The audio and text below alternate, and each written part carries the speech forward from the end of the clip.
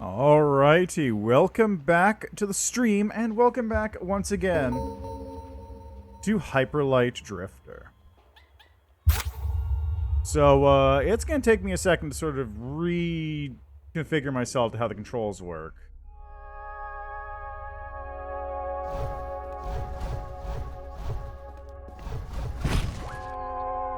Right. Y is open doors. Right trigger is shoot bullet. I can't attack here.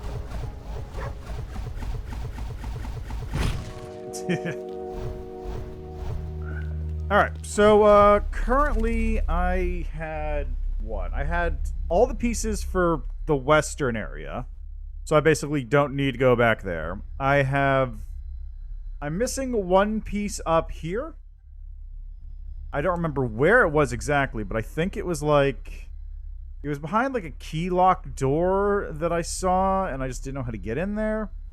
Over here, I'm missing two. I have no idea where they are because this is a fairly large area, and I just don't know where they could be. And down south is the only area I have yet to visit. So that is where we're going to be heading today. And then totally finishing the game because that's the end of the game, totally 100% sure. Anyway. Let's head south. Actually, no, before I do that, there is one thing I want to see. Up north here. This area and this area seems like I should be able to reach them, but I don't know how. Like, if I had to guess, it would be a pathway I opened up someplace, but God knows where that is.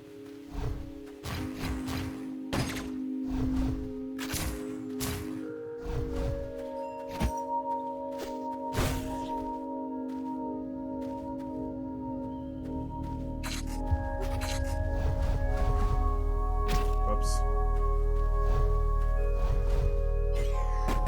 Okay, that was that thing. So right bumper is that grenade thing I picked up recently.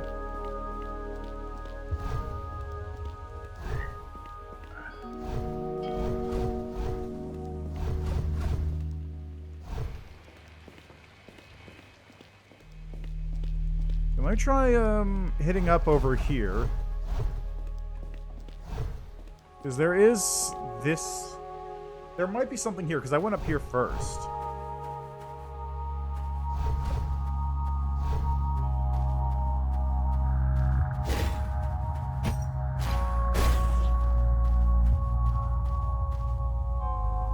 And this was well before I knew what to look for in terms of secret paths, like right there, for example.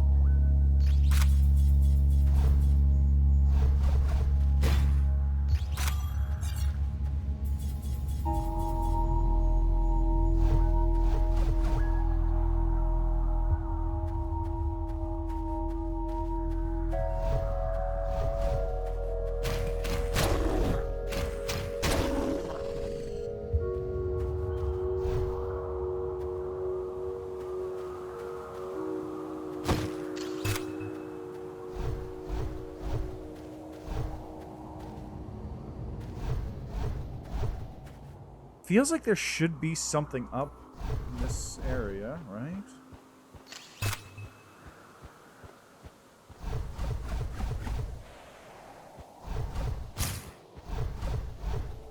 Guess not.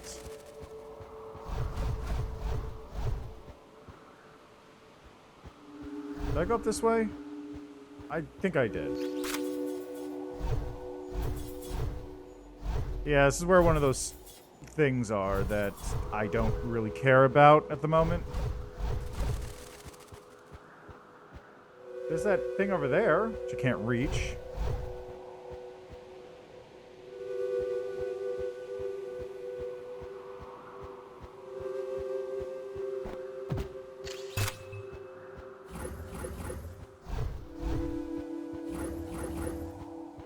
There's a pathway over here.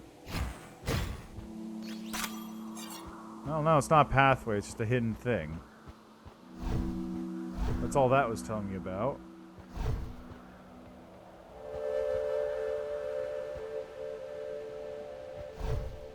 Oh!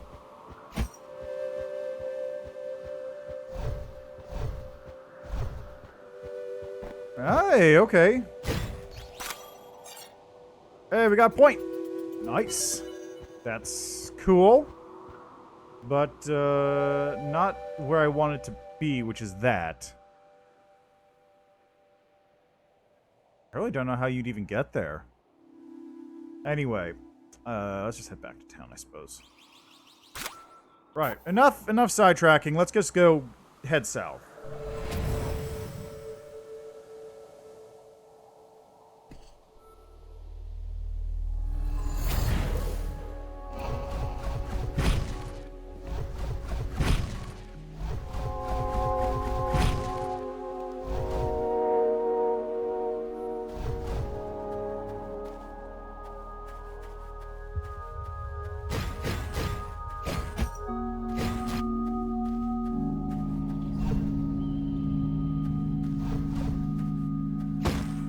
Pile of bones there. That's not ominous at all.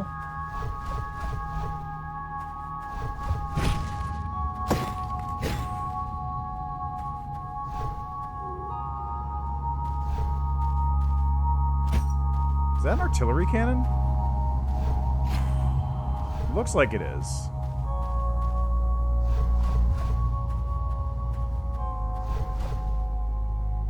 Yeah, so this is the last one you have to do. Because you just straight up can't go through here otherwise.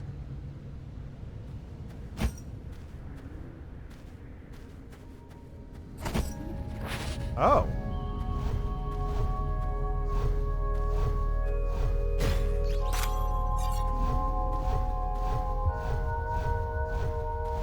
Interesting choice. Okay, let's go. What's the dog doing?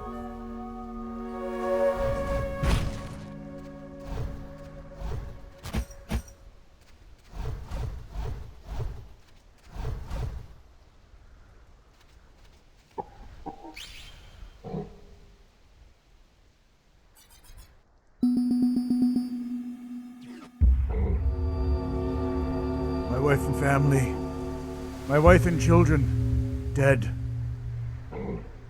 I left their bodies and found the dog.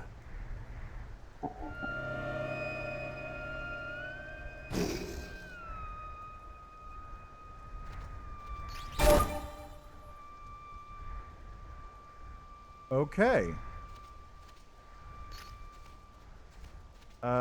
I got his weapons then?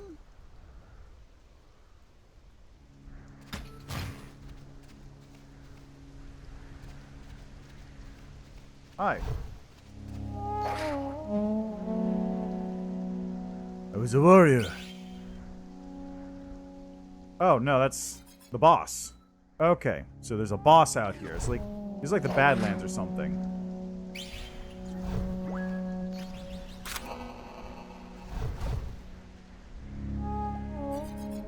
Yeah, thanks, I know. I was here already, thank you.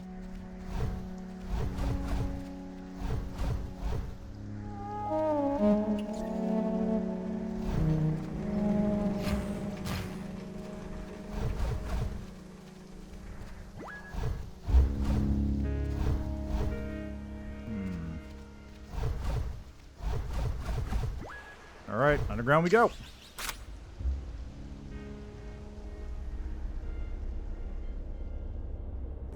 I imagine this will probably take me a little north. Ah, weapons development facility, it seems.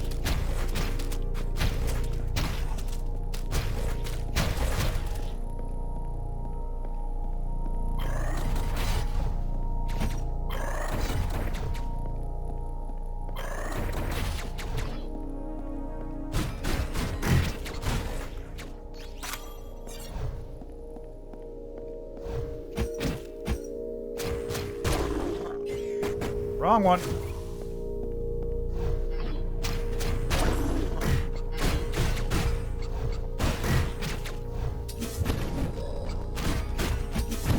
Ah, gee, what? How much damage do those things do? Like 2?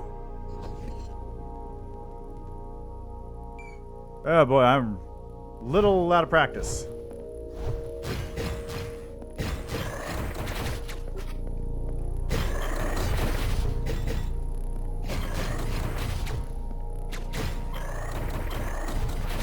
Boy, it'd be nice to know how to destroy those things, because I still don't.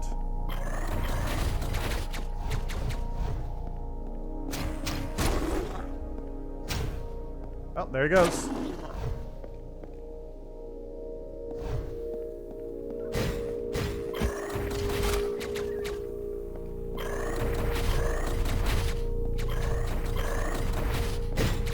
Like, the only way I've seen to destroy those things is by shutting off a switch.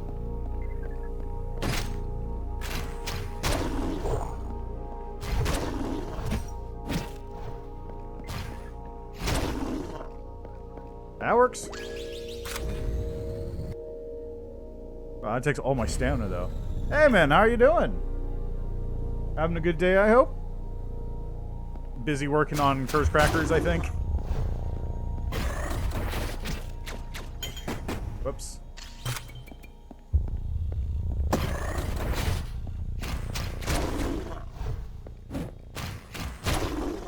It's going alright. It's much cooler now, so I can actually, like, think.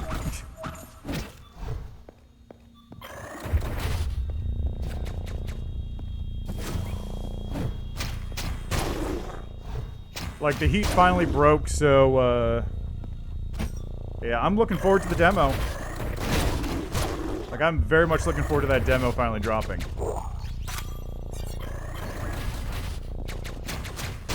Anyway, yeah, thankfully, it's like a nice normal temperature now, so I can actually exist for longer periods of time. I've got the windows open, I got the fans going, the whole house is being, like, cooled down. It's a pretty good time, all things considered.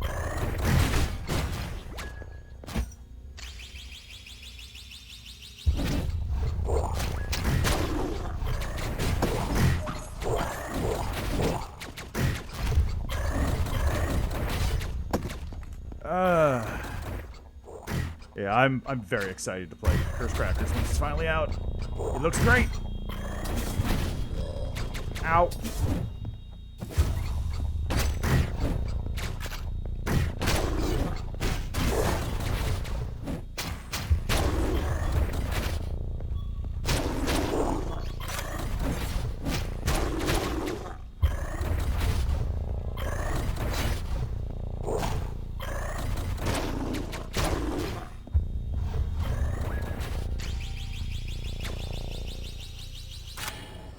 There we go.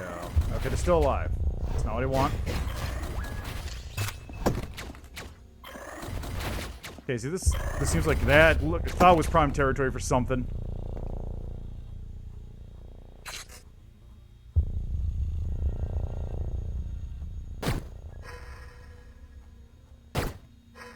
Okay, I need to use the other one.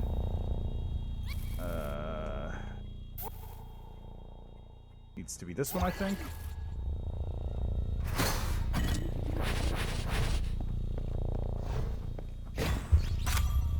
There we go. Well, yeah, good luck on your work in that case. Because I know you've got probably quite a bit to take care of before the demo needs to be ready to rock.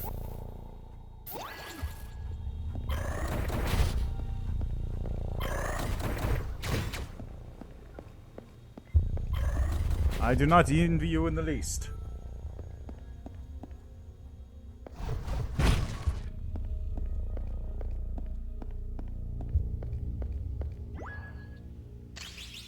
Yeah, the old crunch. It's unfortunate, but it's necessary, right? But that's the wrong gun.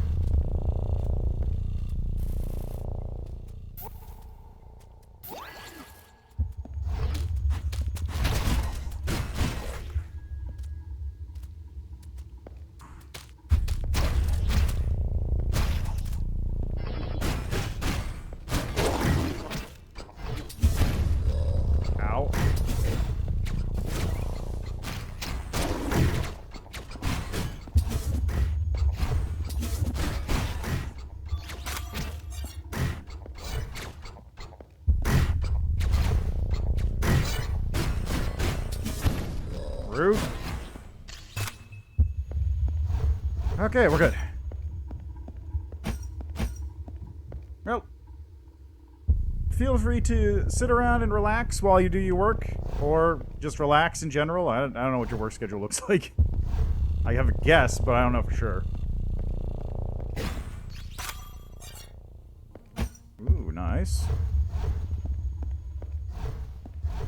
But yeah, I'll just be here playing some of this cool game. Trying to figure out how to get into this.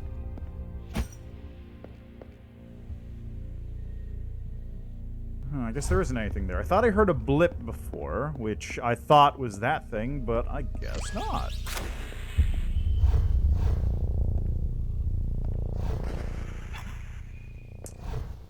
Ah, yes. Good old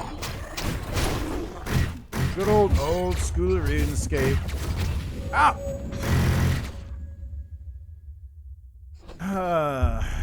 It's unfortunate. Oh god, I gotta do this entire room over again. Oh.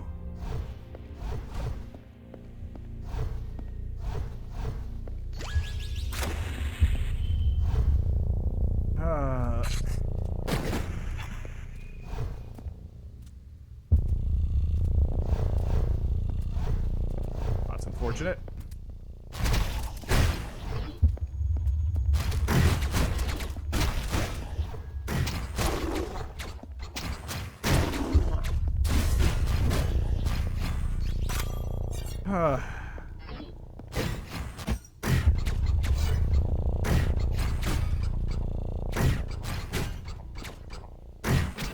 Oops.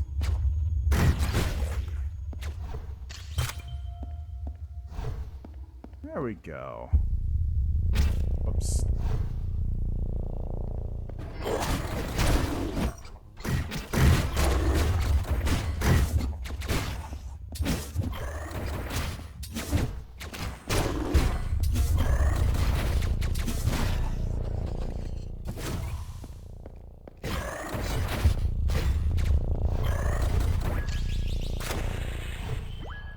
Okay, we're good. There's a thing here. Hello. Another key. Nice.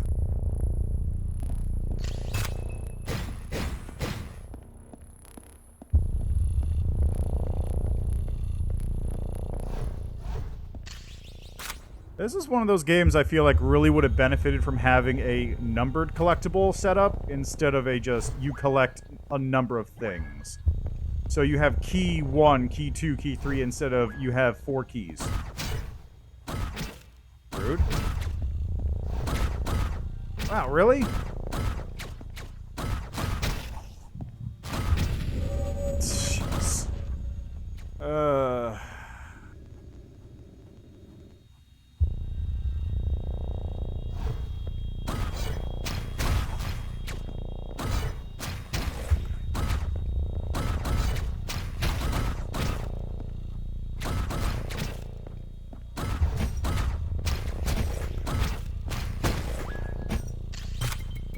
There we go.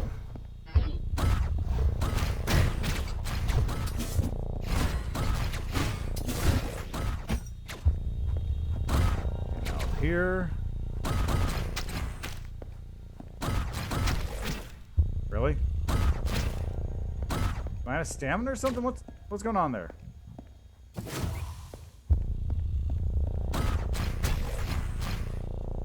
What was going on with that? It's weird. Actually, let me just double check. Were there any, I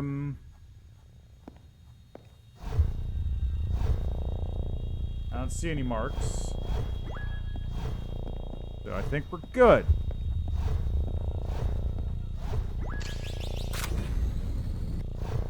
I'm kind of tempted to go back to RuneScape, but not that tempted because my old character is dead and gone. Like, the character I had back when there was no old school RuneScape. It was just RuneScape.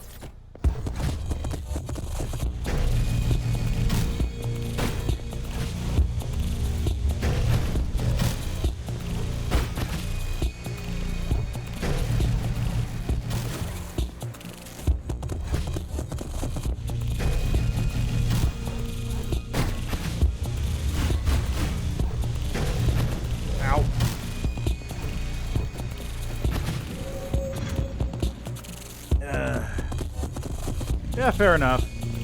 But, like, my old character, I had done everything. I had actually, like... Because it was a completely free character. I didn't do any of the stuff with, like, the premium quests or any of that stuff. And it was basically 100% done with everything except the Dragon Slayer quest. And I had gotten most of the pieces for that. Like, the only thing that was missing was I actually had to get to, like, level 50 in order to be able to fight the dragon effectively, which was just a lot of grinding. Because there was just nothing to do. I finished all the other quests, and the only other grinding spots, like the good grinding spots, would have been premium stuff. I didn't want to pay money for it, so...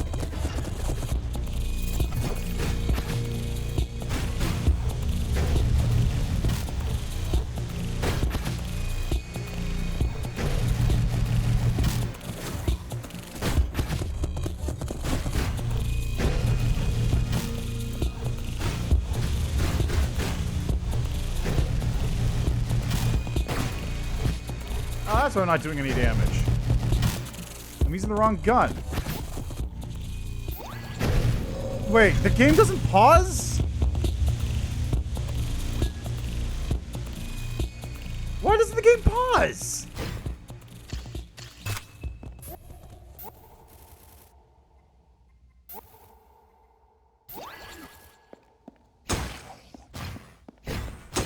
Being able to play with for membership with GP is nice.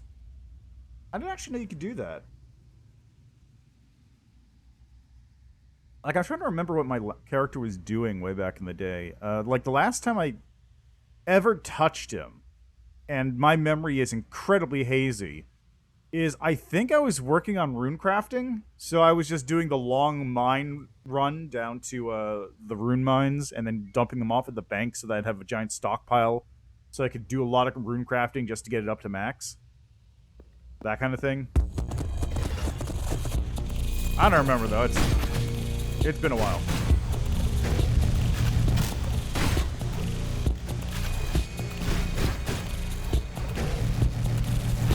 Ow.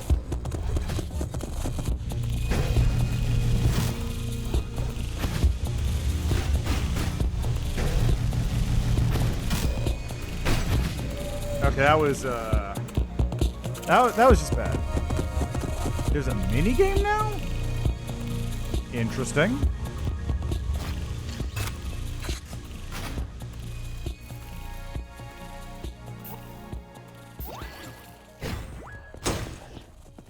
Because I remember before it was just like idle pressing on the button to get to do whatever you wanted.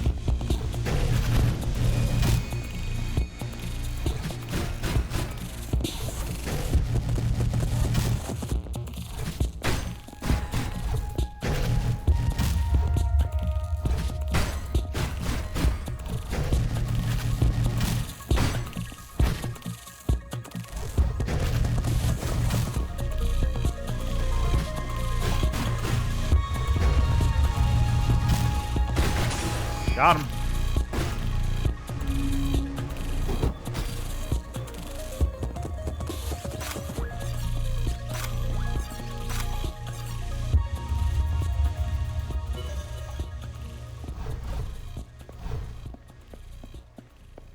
Am I... That was weird. Yeah, I know a bunch of people who are like sort of jumping back into it as either a, like, just playing it on their off time while doing other stuff, or as they're playing other MMOs. So they play RuneScape while playing 14 or WoW or something else. Just because you can go into whatever place to grind out levels and just have your character automatically do it while you're doing whatever you want.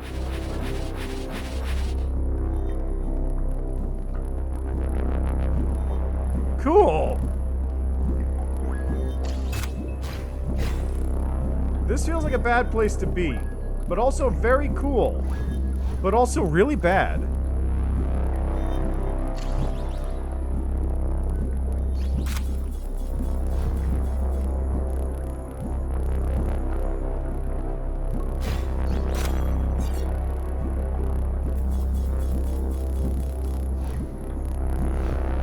There was no marking on that one. I just had to use my instincts. Yeah, I remember when 99 was like a thing that you wouldn't be able to reach easily. I mean, I guess you probably still can't, but like back in the old days, it was a very rare thing to have a 99, and by a very rare thing, I mean somebody had to have spent like 3 weeks just grinding out wood cutting or something. We found these weird squares on the ground. We went down into one and found the weird stuff in there, and then some robots came out and attacked us. Well, I found the robot, so don't worry about that. Yeah, that makes sense. So now it's more efficient.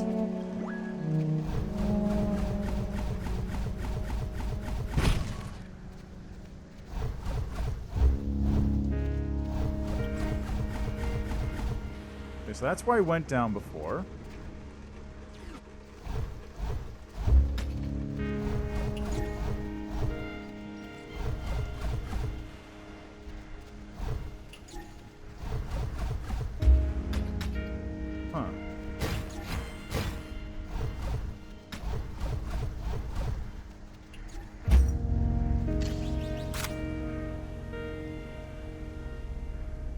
Yeah, I mean, like I said, it's not like I haven't been tempted to go back. I just didn't really feel a strong urge. If I wanted to do idle gameplay while playing stuff, I just have Cookie Clicker on in the background. Check on that every so often. Interesting.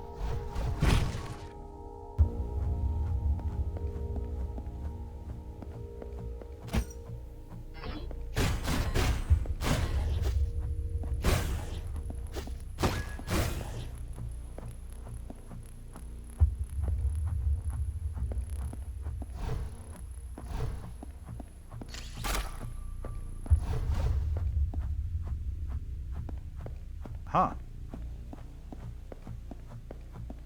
Lore tablet. Lore. These things probably say something really cool, and I don't know what they say.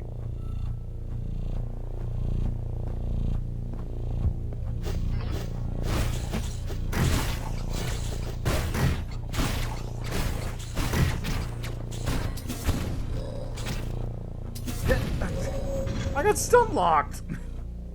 I got stun locked by those dudes.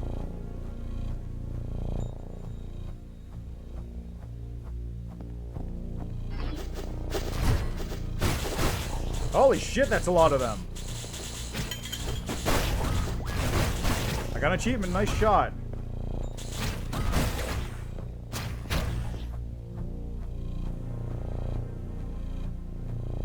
That was a lot of enemies.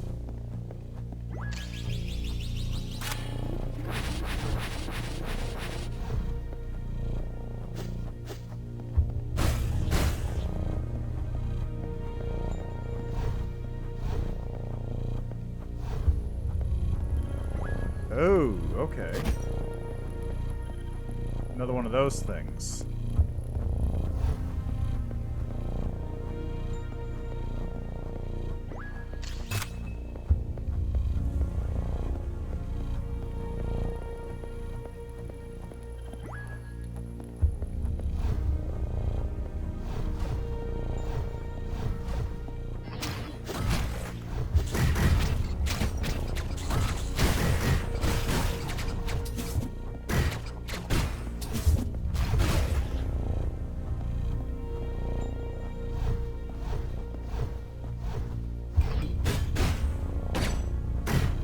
What?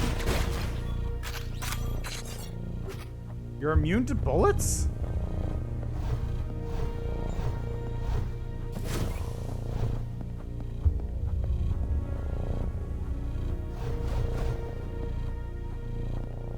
I wonder.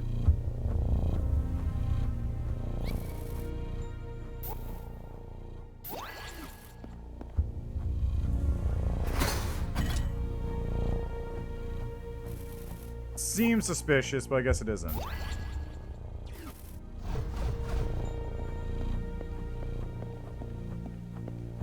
Oh no, that's hyper suspicious. That's hyper suspicious. That is hyper suspicious. If it's nothing, that means I just wasted a couple seconds shooting a thing. If it is something...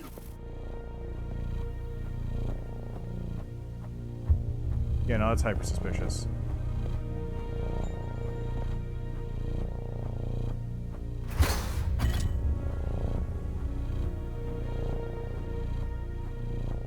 I don't know where else it would be.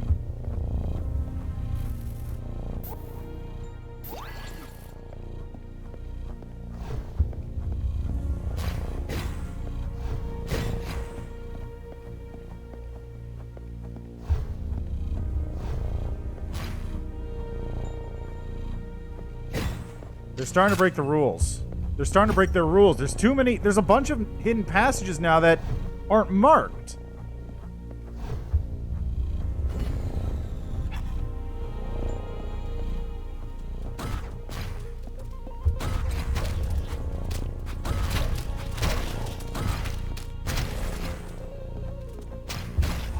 Where did you guys come from?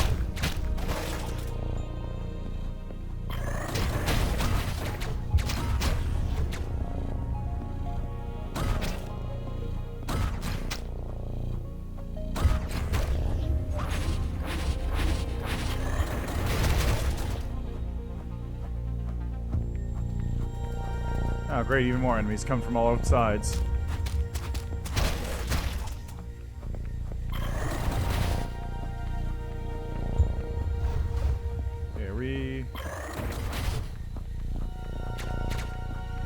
Yeah, we're good.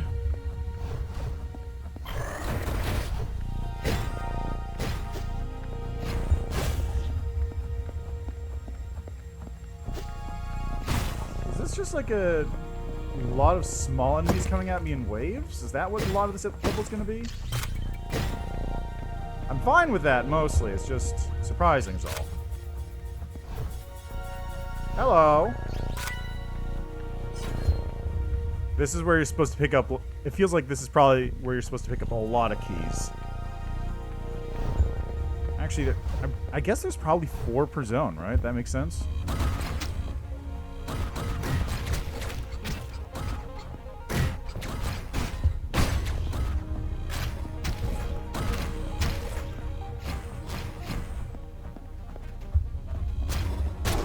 Thank you.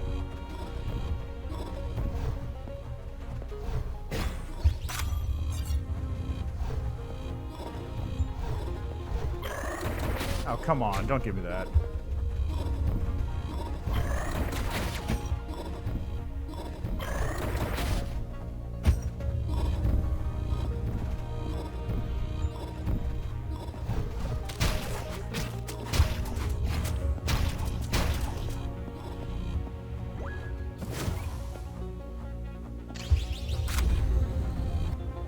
Okay.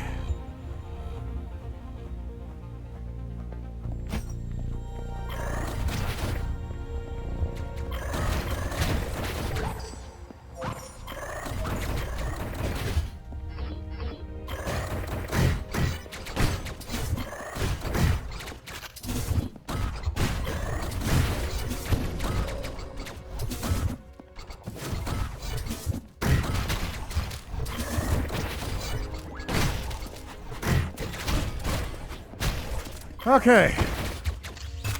Good. Good. Oh, come on. Don't give me that.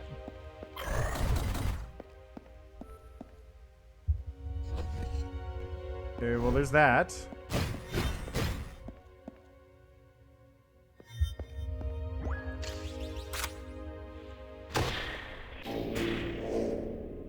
Yeah, I thought so.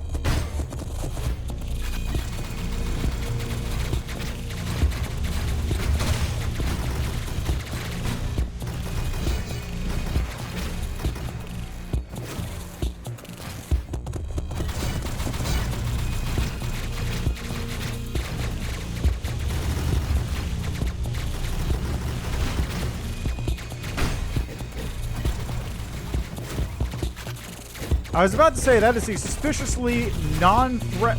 That's a suspiciously threatening, like, pickup.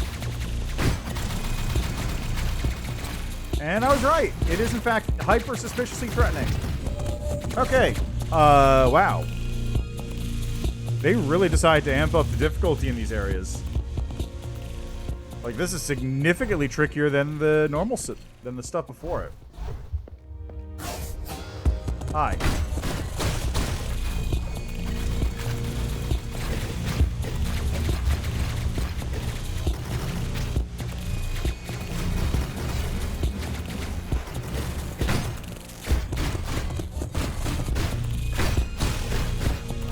On the bright side, it doesn't seem to be very hard. It's just...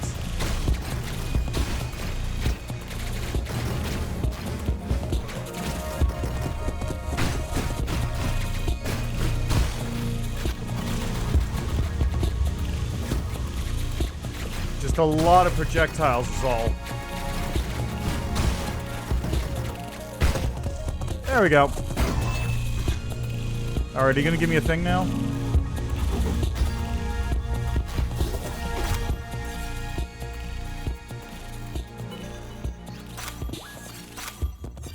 You know, I actually forgot I had this charge move.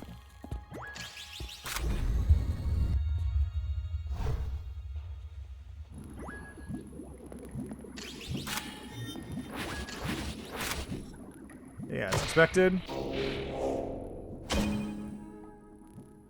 2.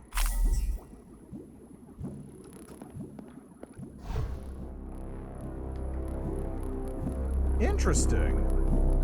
It actually loops around to the same location for both of those. So that's what up is going to be then. Up and possibly left and right are going to be the other 2 I'm going to grab. Very interesting.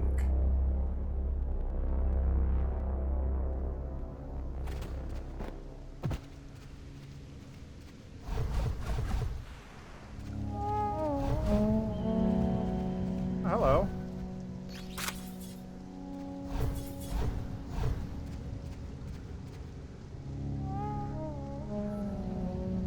Huh. Okay, I'll come back here later then.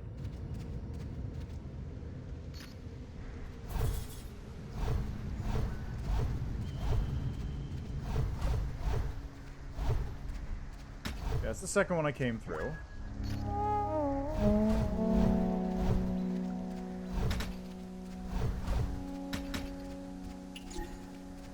So, I guess that one again?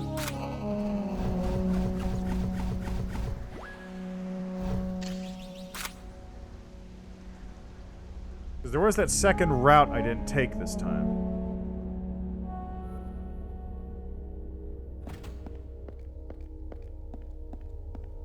So I went down the stairs last time, but now we have this. Which means at least one other one has to be behind this, possibly 2.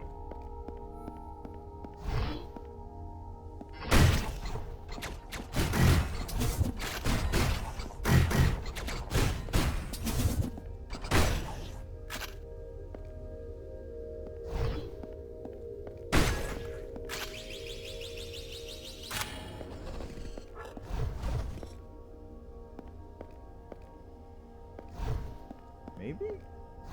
No.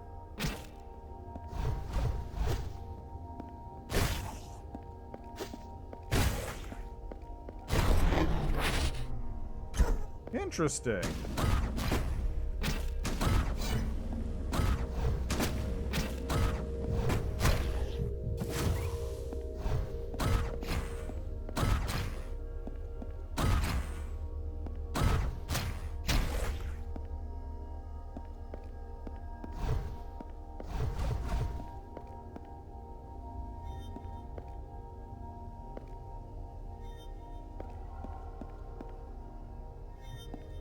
There's one here.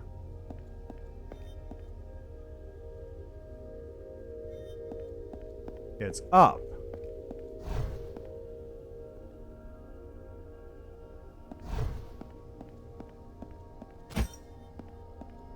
Oh, it's over there. Okay.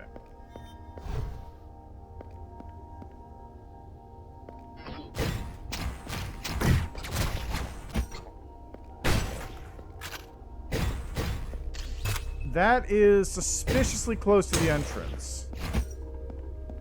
Really suspiciously close to the entrance.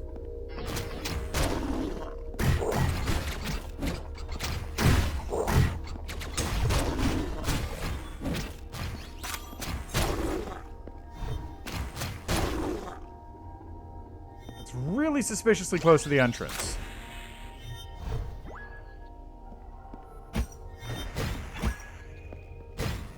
Why is it so close to the entrance?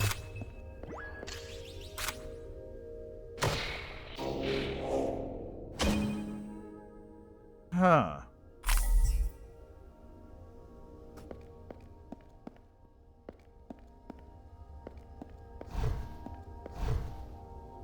Wow, that's really close to the entrance.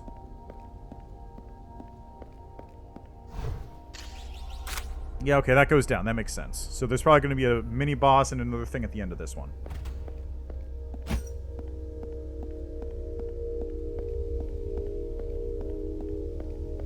Hey, more lore. Really? This is probably going to be a lot of lore. This whole area is probably going to be very lore heavy, if I had to guess.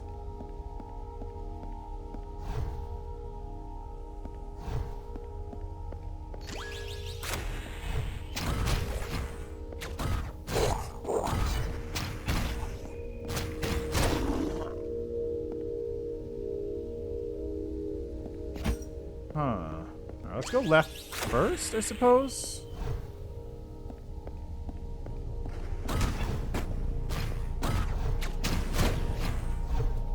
Ah, crap.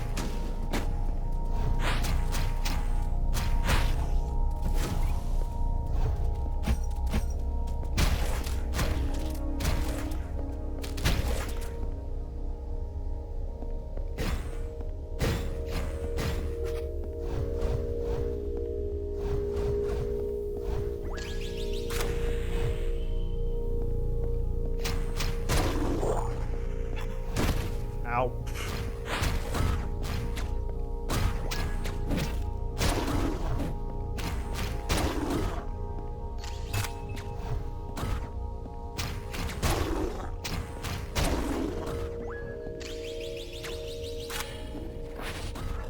There we go.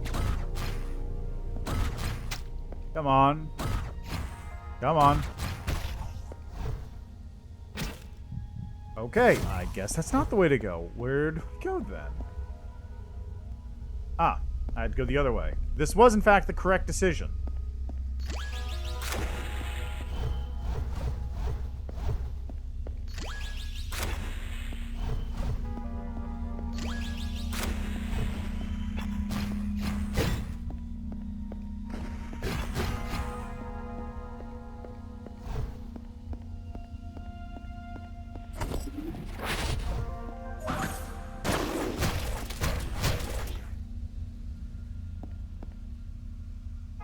Why is this here?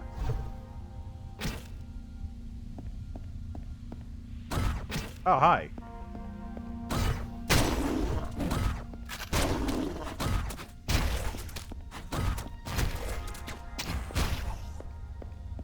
That's why this is here.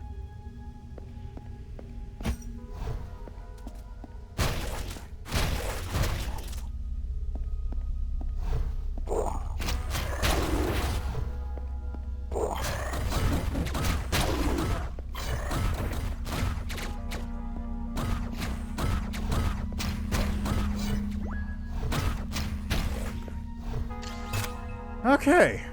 Could have gone a little worse.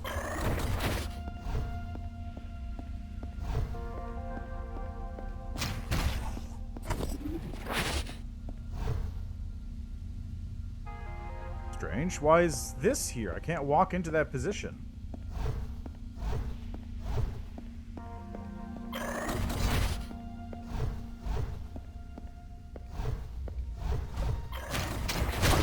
I suppose it's just there for, like, symmetry?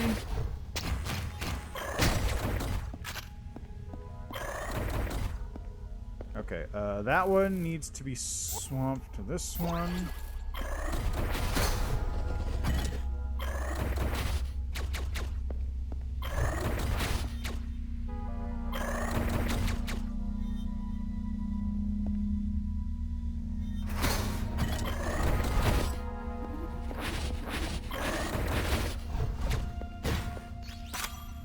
It did not escape my ears that there's another crystal shard over in that area.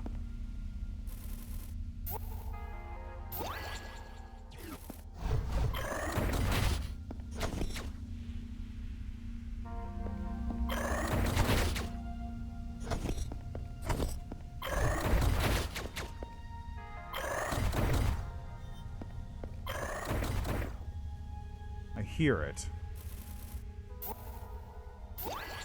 It's definitely there.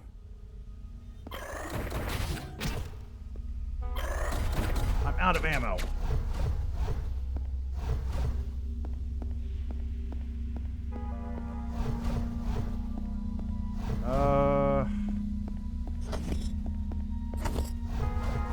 Crap. Is there anything around I can smack? Guess I'll have to come back. I just need to smack something like once or twice.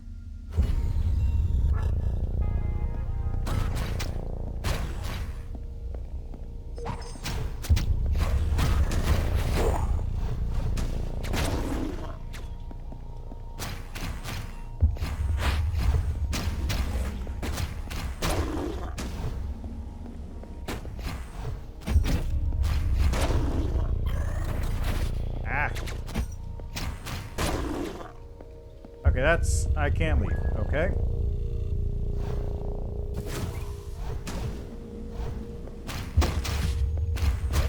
Oh, did I just cut that rocket in half with my sword? That's pretty sick.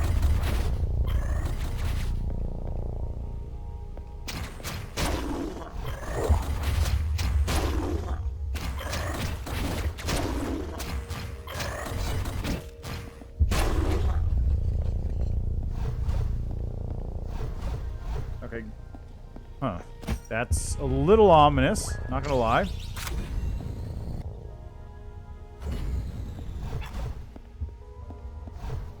Big old death robots, not always the best sign.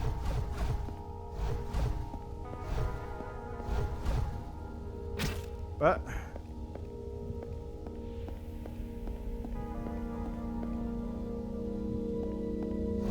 I really have to go activate all these.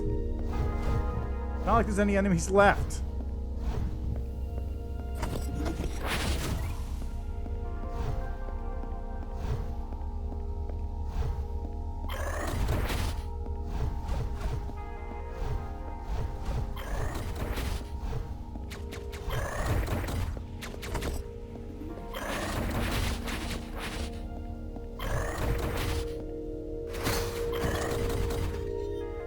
Okay, so there's absolutely...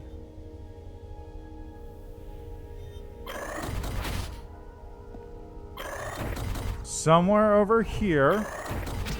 Down there!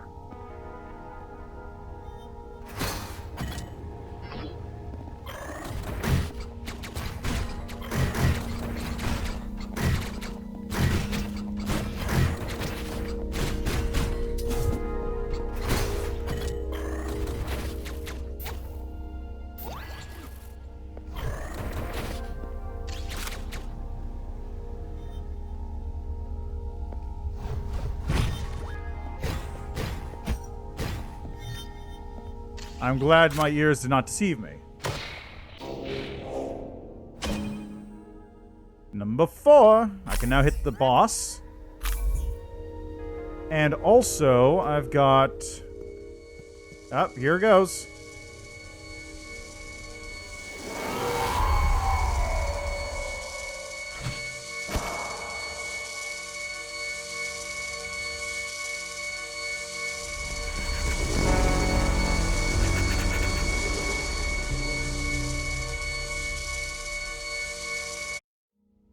Still have yet to understand what any of that is. Still don't know.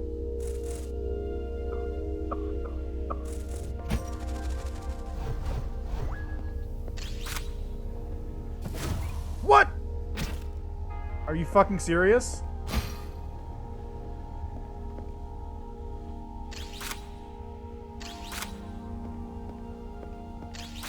Are you fucking... What? What? What? That's a new one.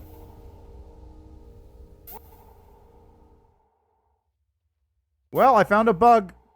2017 found a bug. I don't know when this game was patched last. Okay, so don't heal on these moving platforms because the game will become locked. If you heal on the platform, your character will be knocked off, and you'll have to reload the game to get out.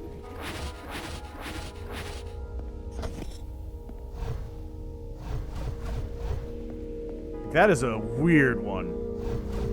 Oh.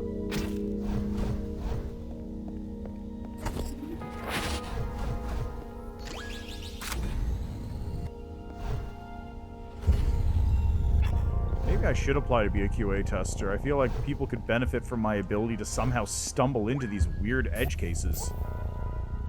Although that sounds like a terrible job, so maybe not.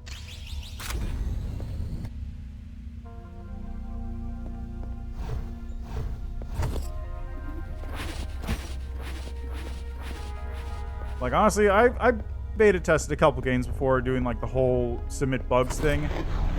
Kind of boring.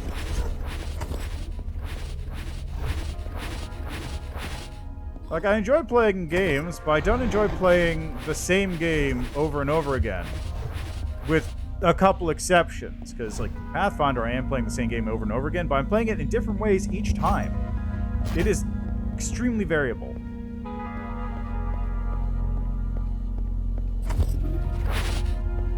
And then there's also, like, you have to do it in these specific times, and, like, it's on my schedule, and I gotta do other stuff, and do all these things, set up, and get it running, and blah, blah. It's a whole thing. It is a whole thing.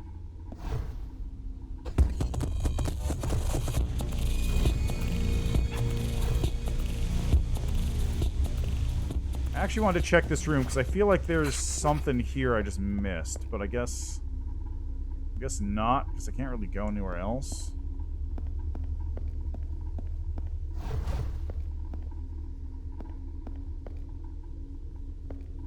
Oh, no, there's totally something over there. You see it? It's right there. Unfortunately, I can't go back. It's kind of a one-way trip.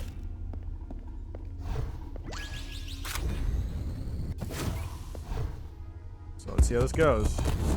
Hi, boss man.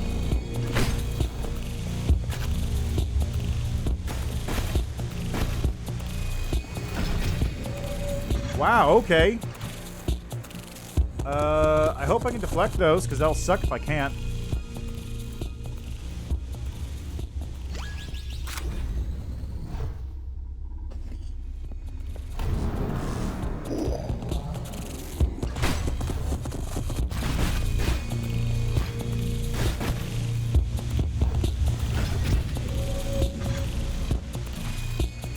Rip. Okay. Well, you can deflect those, so hey, problem solved as it turns out. Just gotta not die. That's the easy part.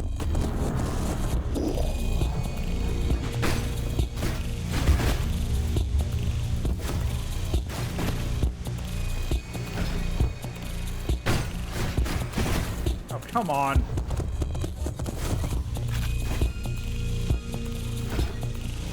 Yeah?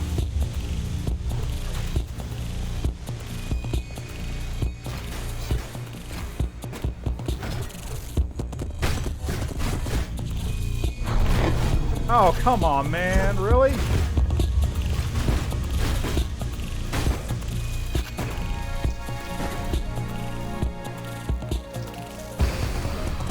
Get wrecked.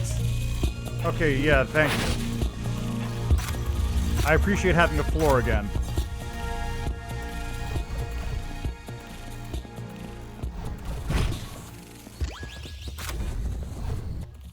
Just wish I could go back.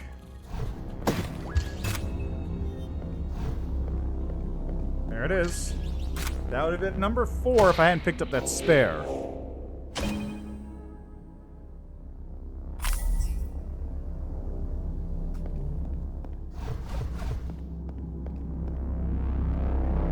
Cool. Now this is going to take me back to the eyes. And I don't know how... Oh. Different place. Oh, it takes me here. Okay.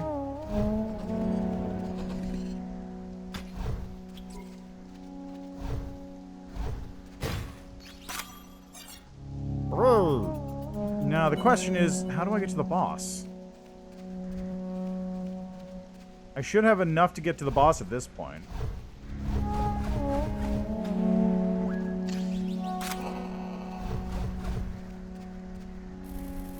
According to the map, the boss is around the right-hand side, like over here.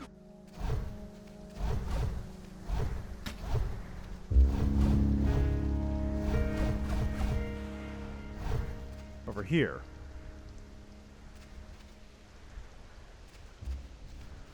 But how do I actually reach it?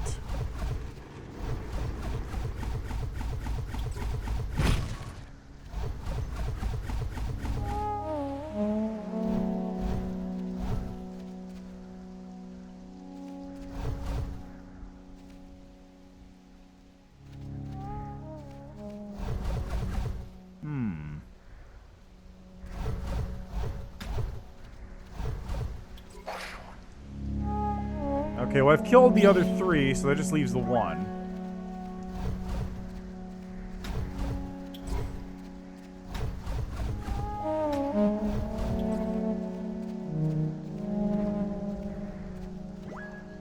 I haven't seen any...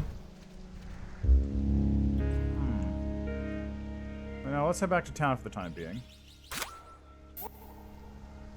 So there is one thing left that I need to get. So there's one path I don't remember seeing.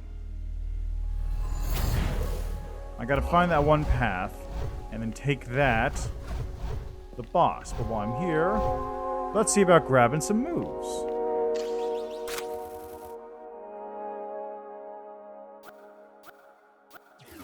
Alright, already got all of them. Cool. How about over in the dash place?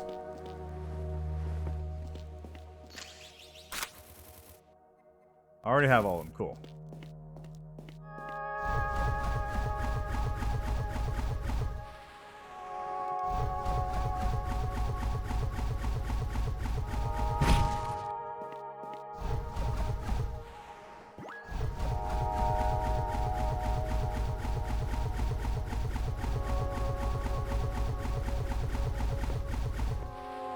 Yeah, keeping that rhythm up for 800 presses is not going to happen. That's a lot of time.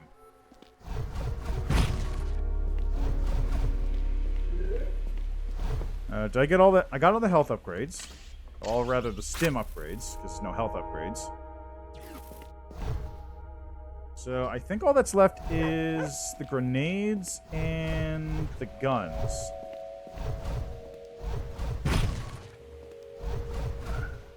I think I'll probably grab the grenade upgrade because I can just max that out right now.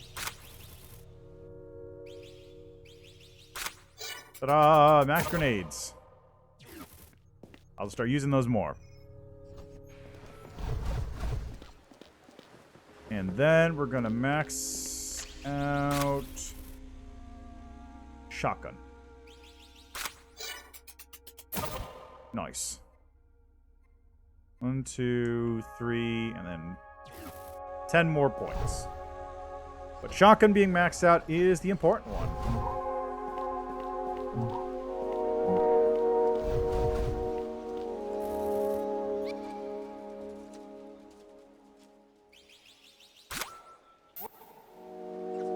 So where do I go? Where would I go from here?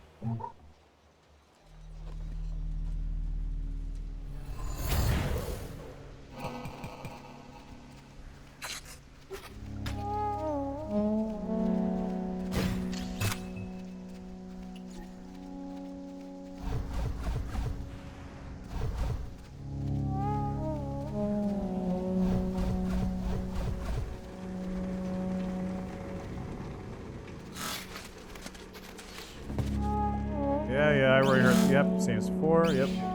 Oh my god, the robots broke out and started killing us. Okay, maybe this is open now? I doubt it. Now this needs 8. I don't think that's where the boss is anyway.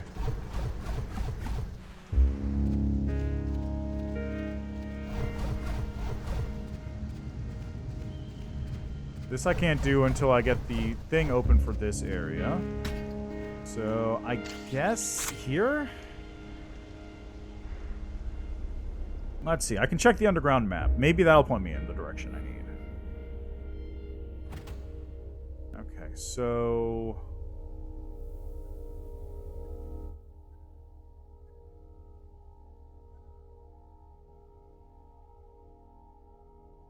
What's that?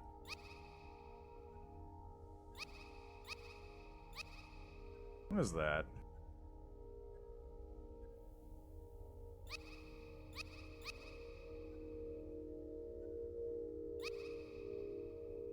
Oh, that's the secret little room I found before. Right, okay.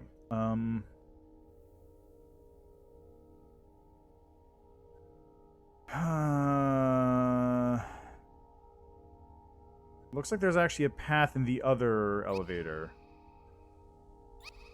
If I take the other elevator, there's like a route that'll go this... No, that's the way up, isn't it? The other elevator comes down... That was a thing I never got over there. One was marked, too. Huh. Okay, so I think the other elevator is where I need to go. Which means there's a second route that way I didn't see. It was, fair. That was the first one I did. I wasn't looking for things particularly hard then.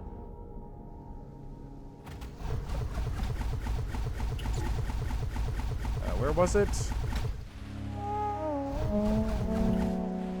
There it is.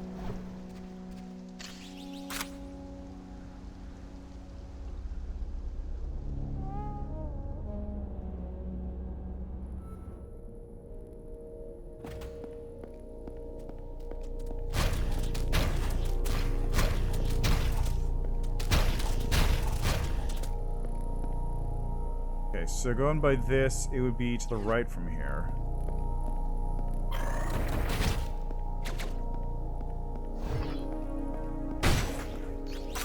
Oh god, that's right. I went this way, but I didn't keep going this way because I got turned off by all the stuff that was over here. Right.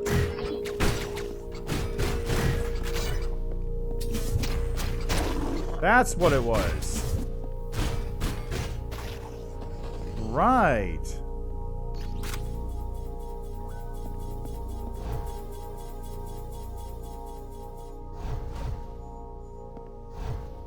Even more lore. Look at all this lore. I really am going to have to look up translation for all these lore tablets because I don't know what I'm going to...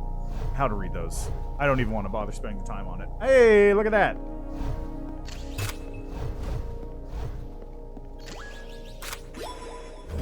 And this is probably gonna take me to a 3 or a 4 door at the very end.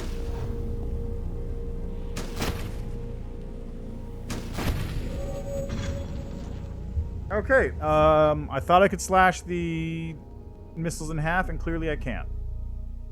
That's a my bad. What?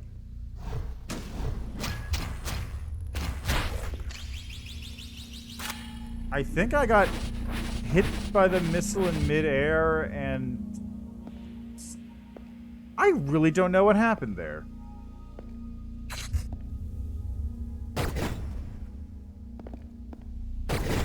I don't trust a single one of these.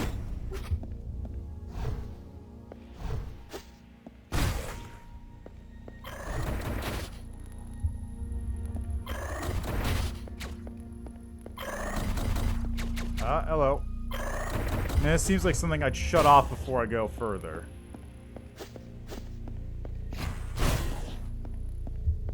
I bet there's probably a shut-off switch someplace.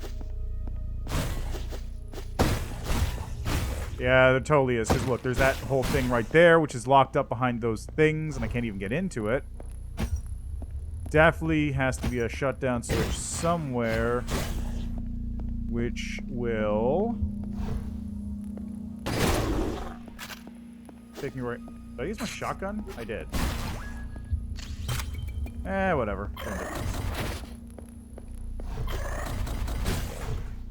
Whoops. Elevator down.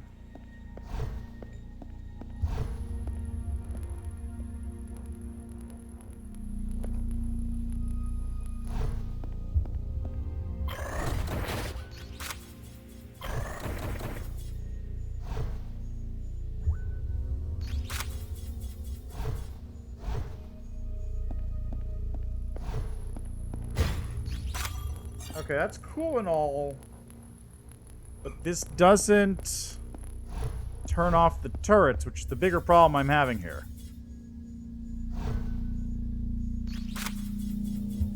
Okay, now how about the one I'm standing on? There we go.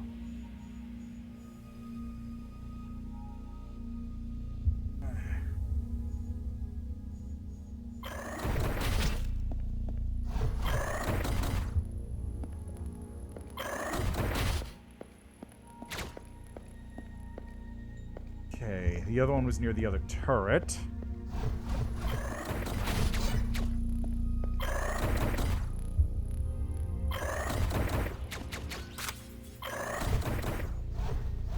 Hey, look at that. Number 6.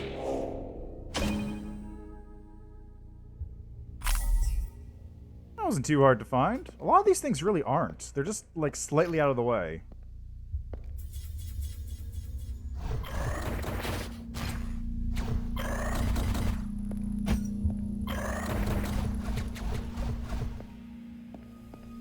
Now that one, I don't know how to get to, because I need to shut down all of this somehow, which involves that thing. Just finding it off in the world. Is it going to turn off the turrets? Let's find out. Nope. Sure doesn't. Now this over here is highly suspect. I can't believe there's nothing off the side of this. I cannot believe there was nothing there. That is so suspicious.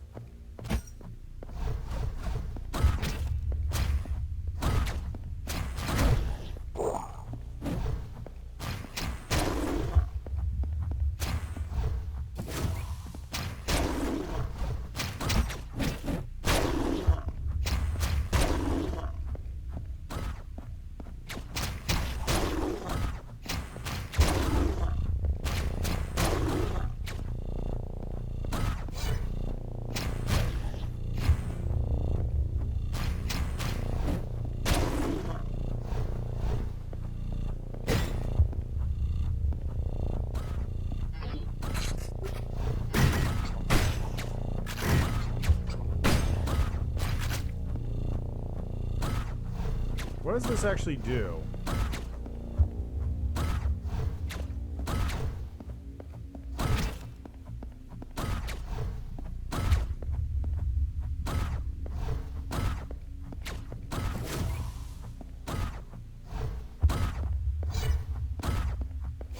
Okay, that gives me bullets. Because I saw it was increasing something on my bar, but I wasn't sure what.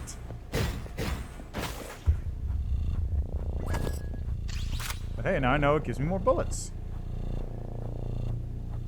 And over here we have...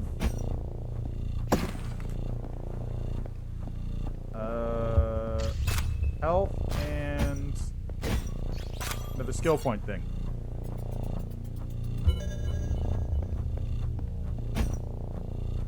And a thing that indicates something broke out into this lab. Always a good sign.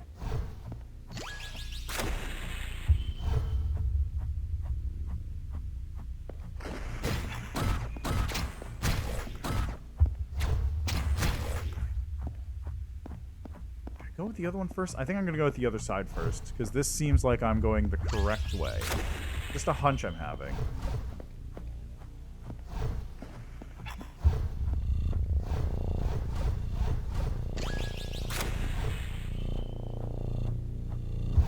Oh, they're clone people. That's not terribly surprising, actually.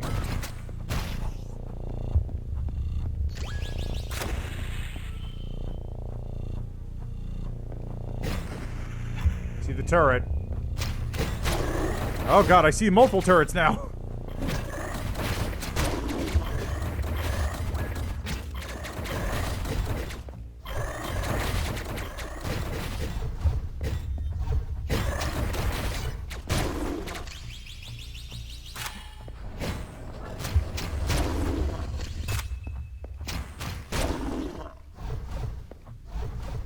That was a little rough.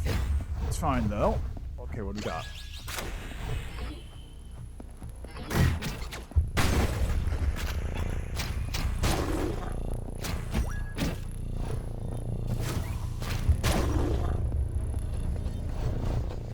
Hey, another one.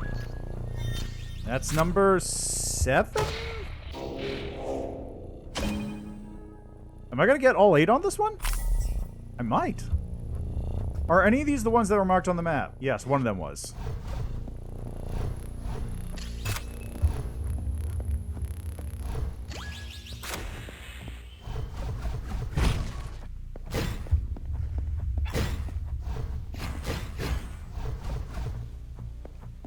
Oh, it loops around.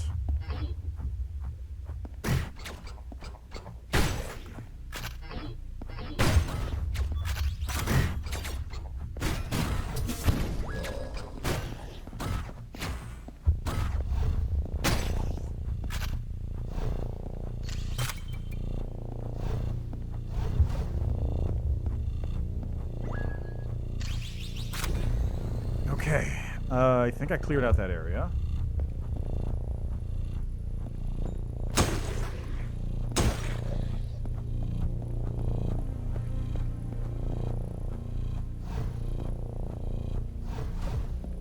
So, what is this place? What are...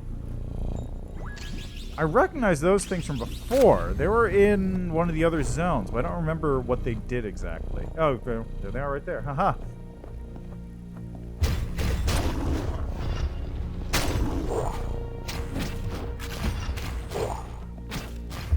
Oh, now I remember. It was, like a mini-boss in one of those zones.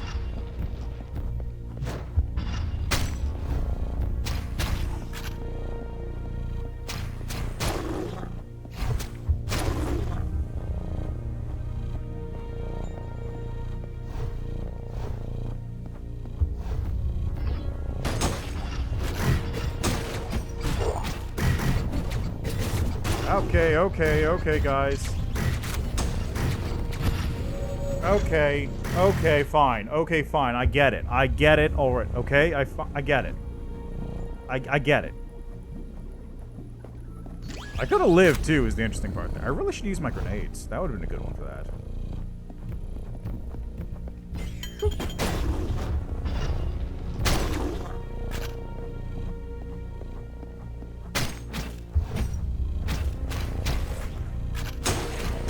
Those guys actually do not hit very hard, which is surprising.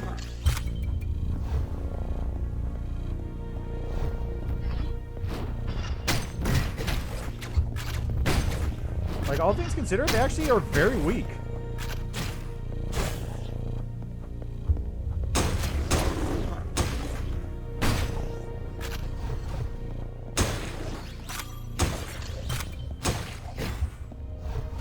They only deal 1 damage. They just got a lot of health. They're a little fast, but that's it. They're not too big of a deal. All right, this is the boss fight, right? Yeah.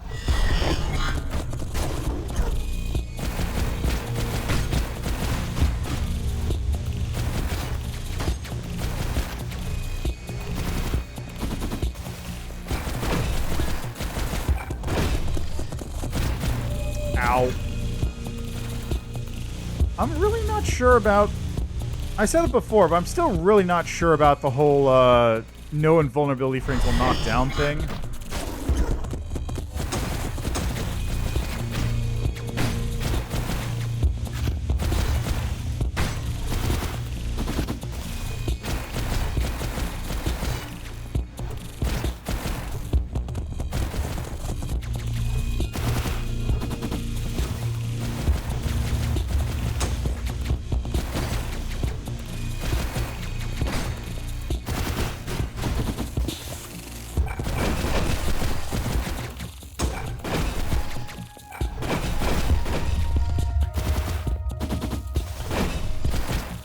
Ow.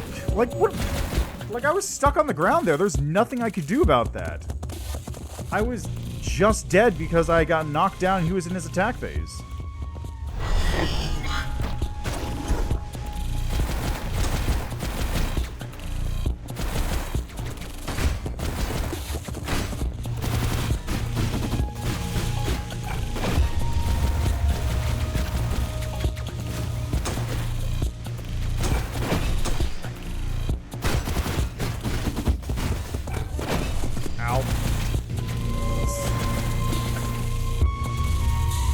Well, that was just me getting knocked off the edge.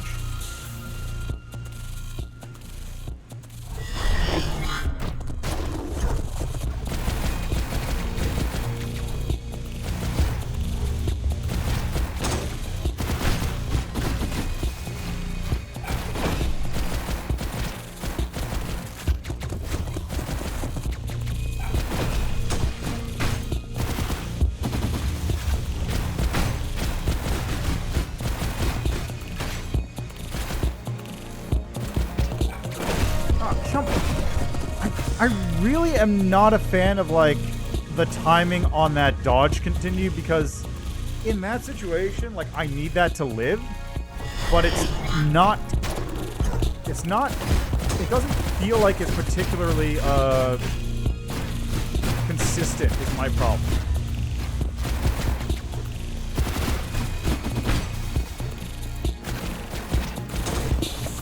Oh, fuck.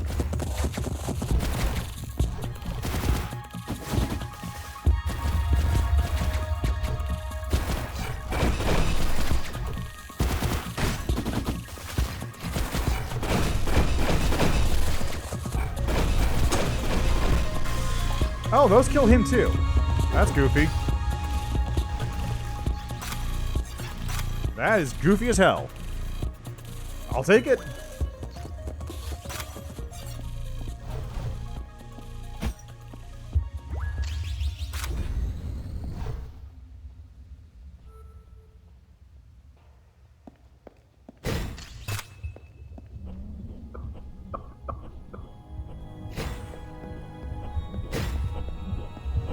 By the way, how many do I have on this map right now? I'm missing one.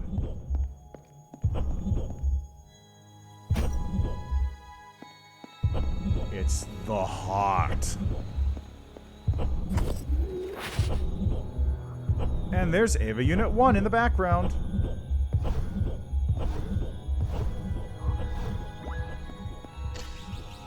Not ominous in the least or anything. I'm missing one. Where am I missing one? Probably over there.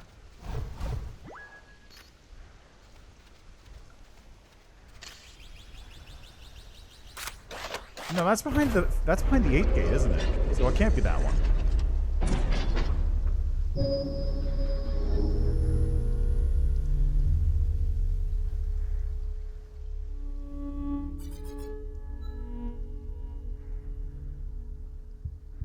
It's activated.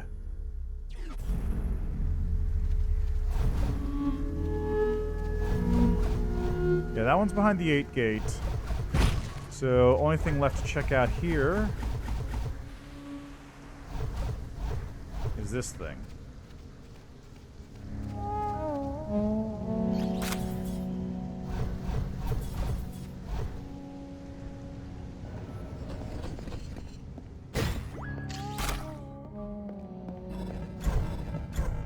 Ah.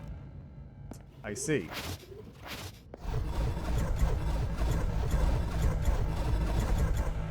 Oh, that wasn't too bad. That was not bad at all, actually. Nice.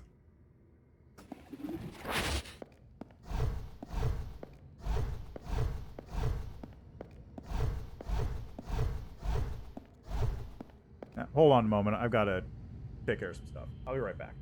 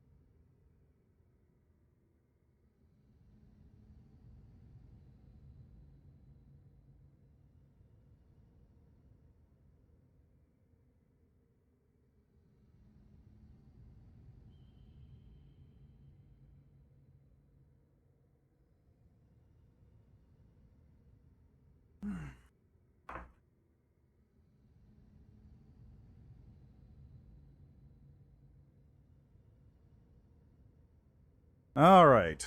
Apologies for that. I wasn't expecting that to take so long.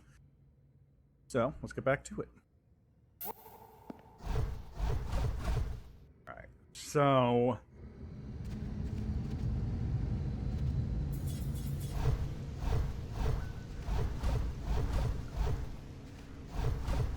it's down this way.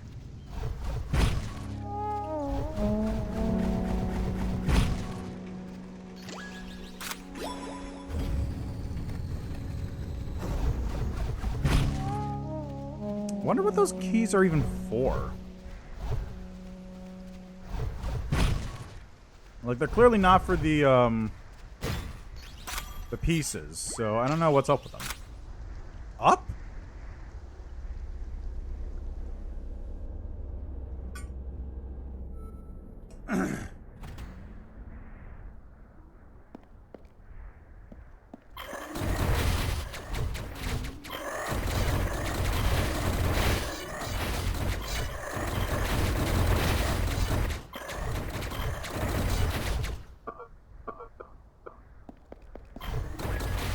Okay, let's just turn all you off real quick.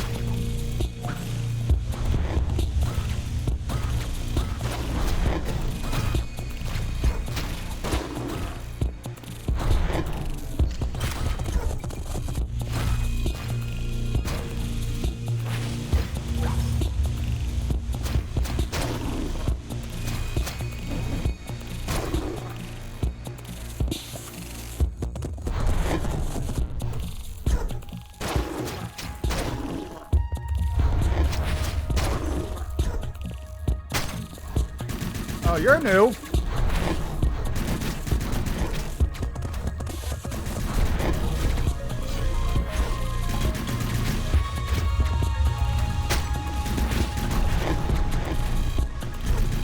He knows. Ow.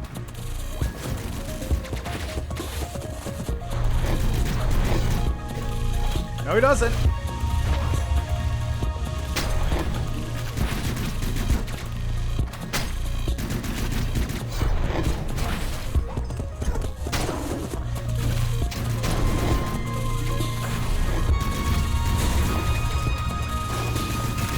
Oh, God.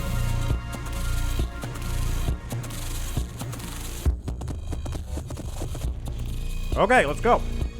It's not too bad, it's just kind of annoying.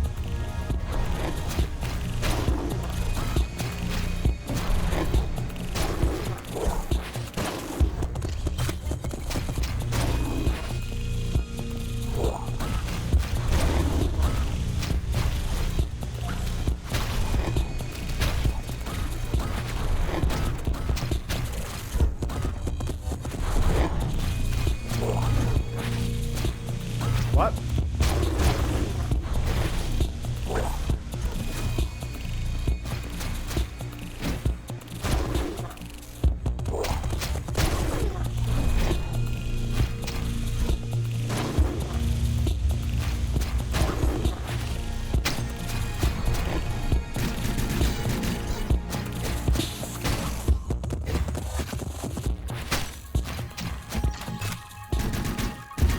Oh.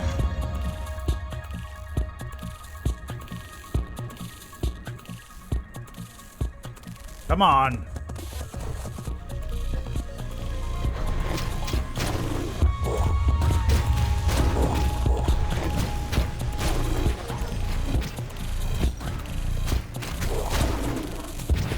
Oh.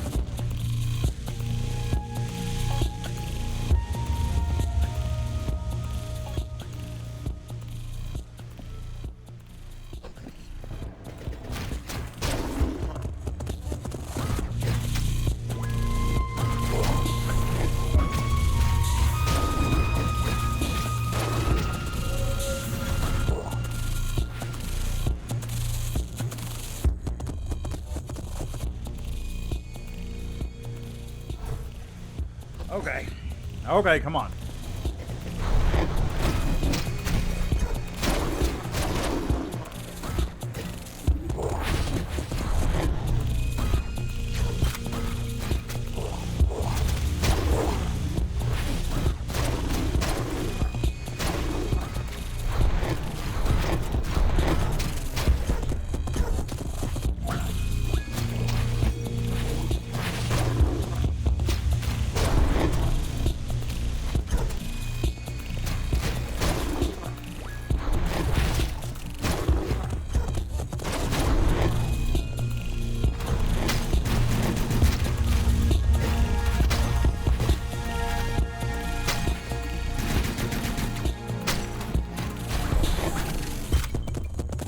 Go.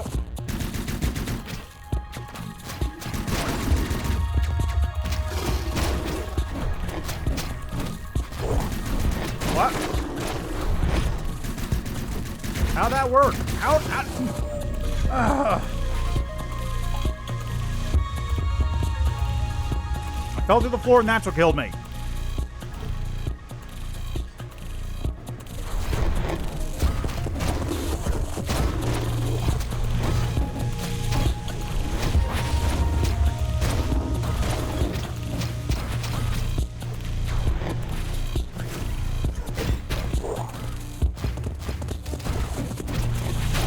Seriously?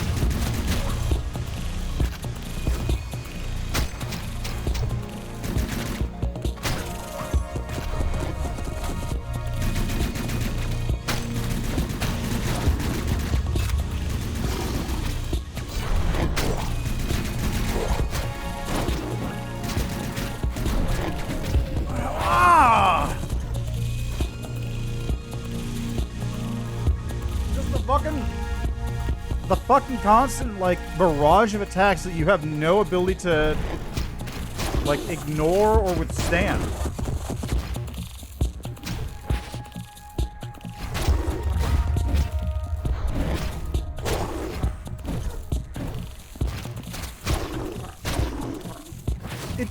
I'm really confused by why this dodge does not have iframes.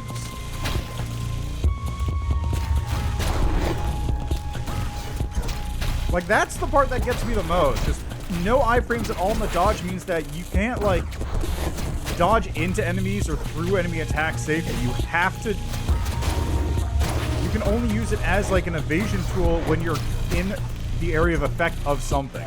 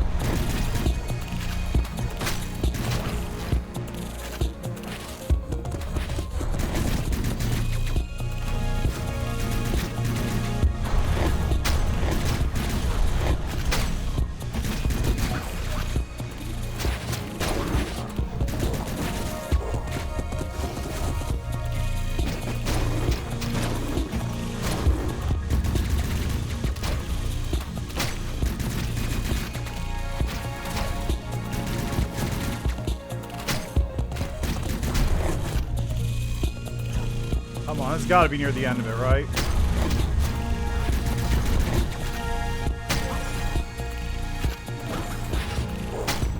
Yeah, pretty close.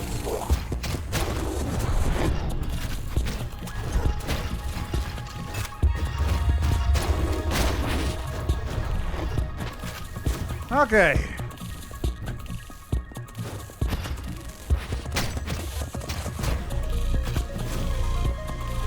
Where's the last one? Anyone else? Is that it? Yes. Fuck.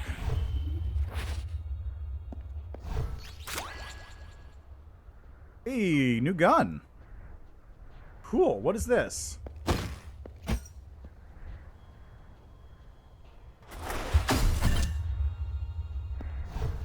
Ah, a very big sniper rifle. I see.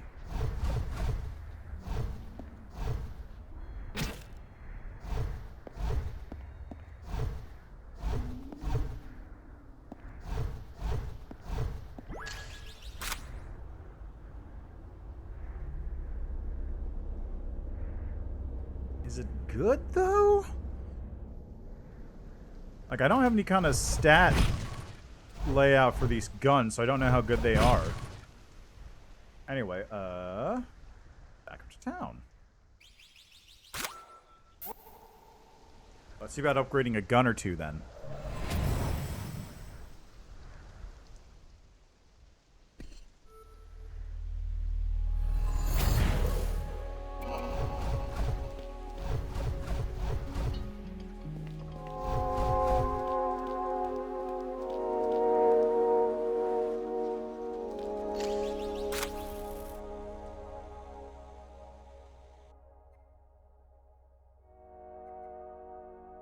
Oh, I see. Pistols, shotguns, snipers.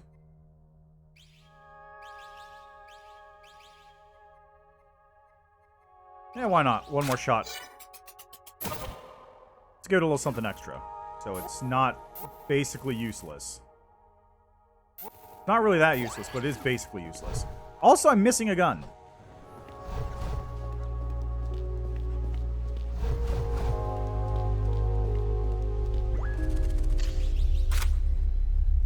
Ah.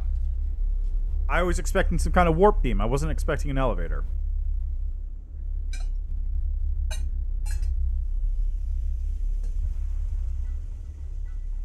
Cool.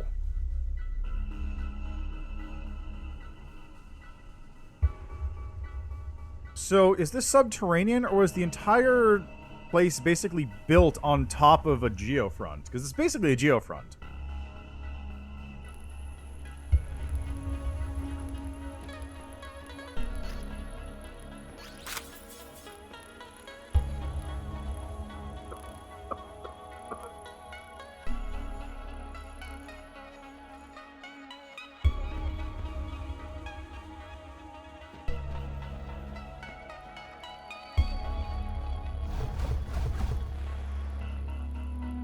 I saw that.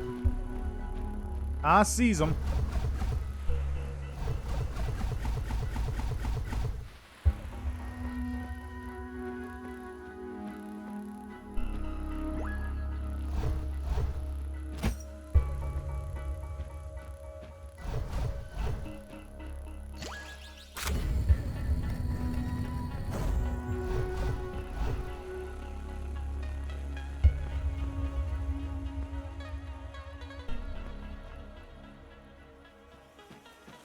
A lot of scientist corpses.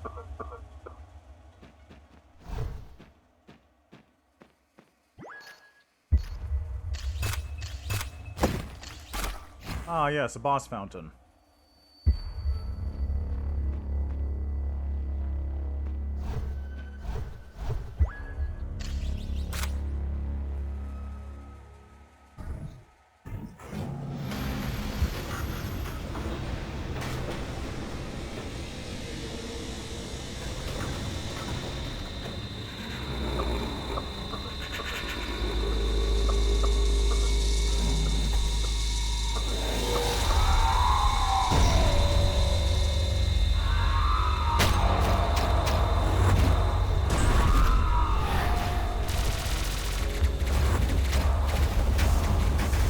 Barfing out projectiles at me there.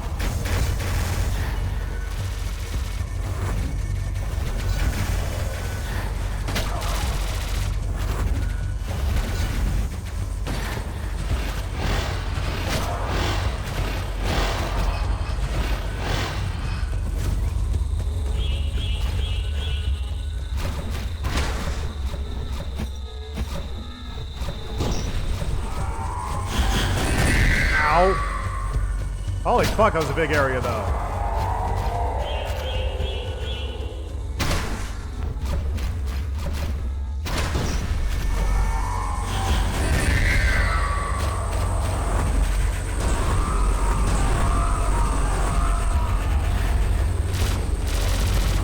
Oh, come on. Come on.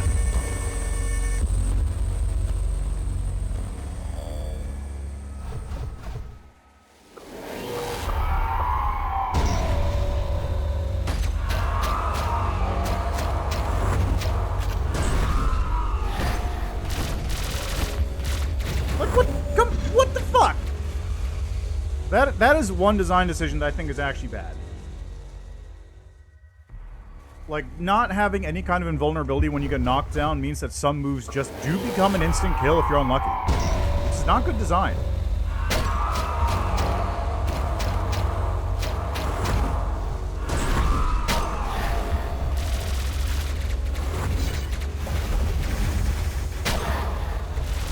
I mean, the obvious answer then is just don't be near it when you know he's going to do that, but still, it's...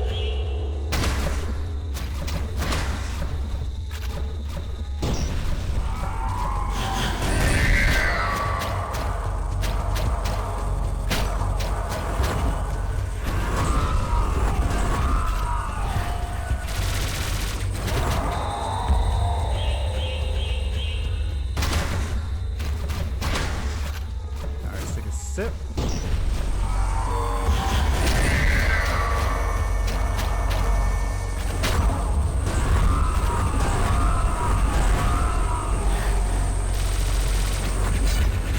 Oh, what?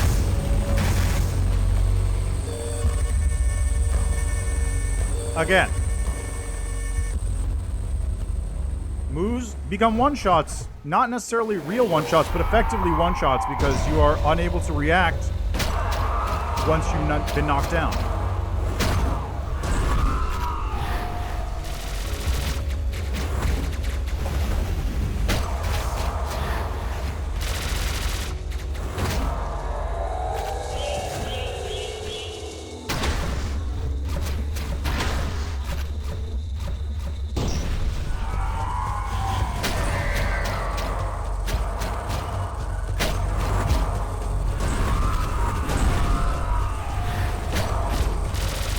Like, what? I couldn't get out of there in time. There was nothing I could do. I was dead.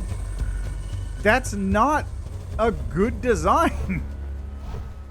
And that's kind of a problem with, like, every part of the game. Just, it's a general combat issue.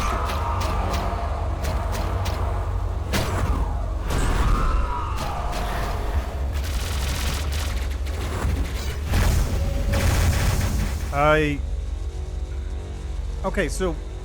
there's something weird about his facing, too, when he does that. Because I know he changes the direction he's blowing his breath.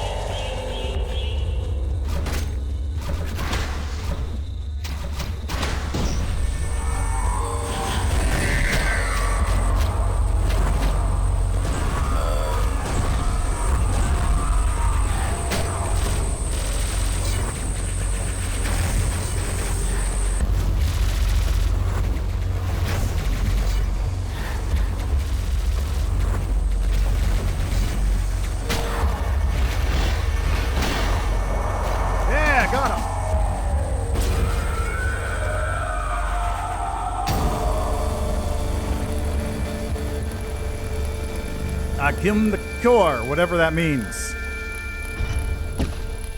This is a phase 2.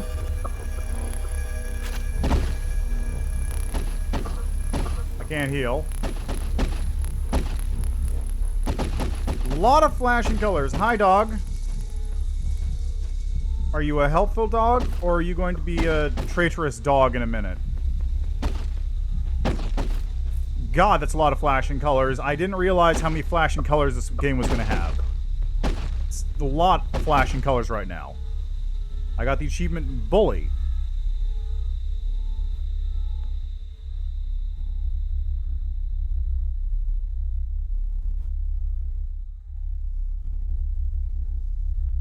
Oh, nice little seat by the campfire.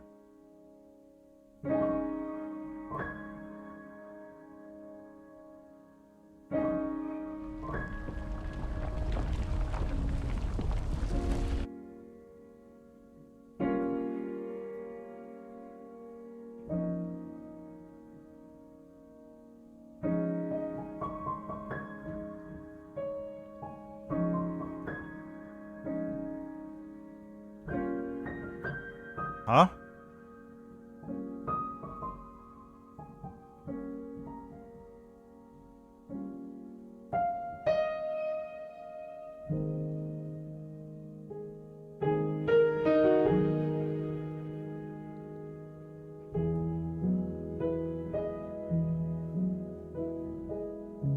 So I cleared off whatever was summoned up.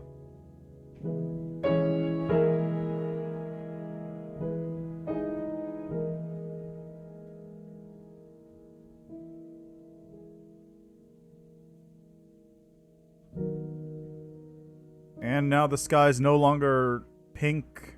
What's normal?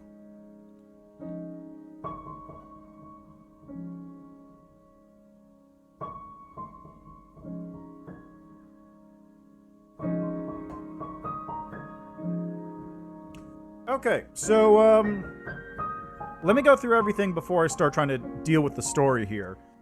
So, music is really good. The design of everything is fantastic. Like, it is a very visually distinct design. You can spot a Hyperlight Drifter thing from a mile away. Like, that 100% nailed it on that. A lot of cool things going on there with the design and, like, the world design and all the background stuff. You got the Avas. I'm just going to call them Avas because that's what they are. They're just Avas.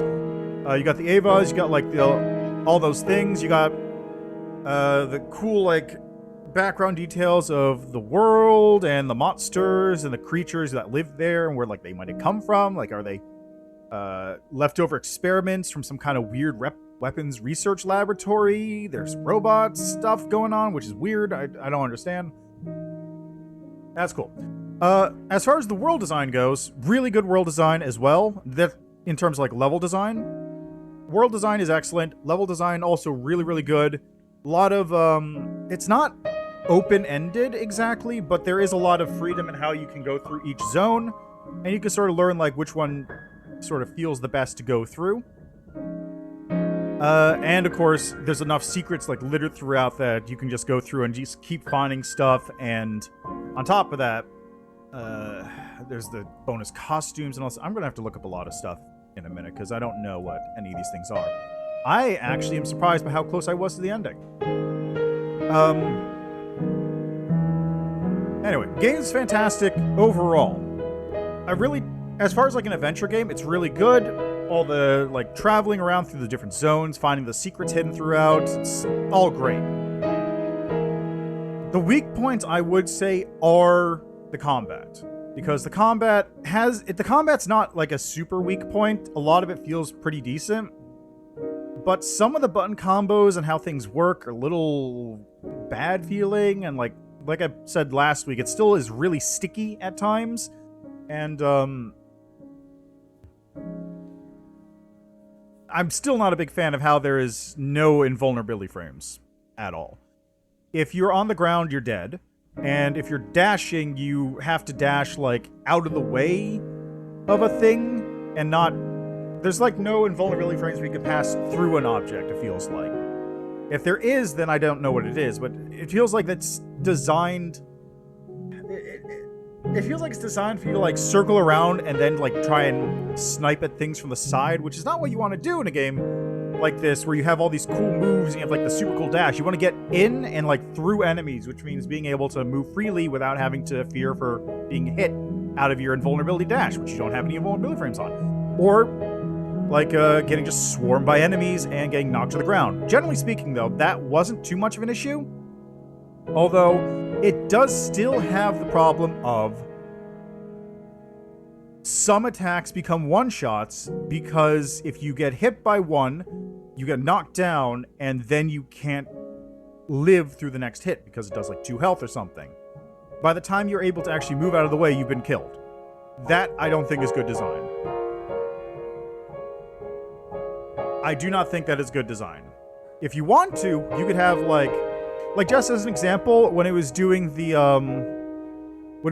big fire breath thing, the final boss there, you could have the fire breath thing hit you, knock you to the ground, and then, like, you have a slight window after you get up where it can hit you again, or maybe it'll just do 4 damage on a hit, so it won't instantly kill you. But if you're not at full health and you get hit by it, you're dead. But if you are at full health, then you can get hit once, knocked to the ground, the breath will pass you by, and you'll have to waste healing to get back up afterwards. Like, that would work. It's a different balance change, but I think it would work and give you, like, more opportunity to make it through the fight without instantly dying. Though, granted, the fight wasn't actually too hard, so maybe it's unnecessary. Alright, now as for the story, I'm not going to look up anything yet. I am going to spitball. Also, we got a lot of Kickstarters here. Oh, you can scroll up and down.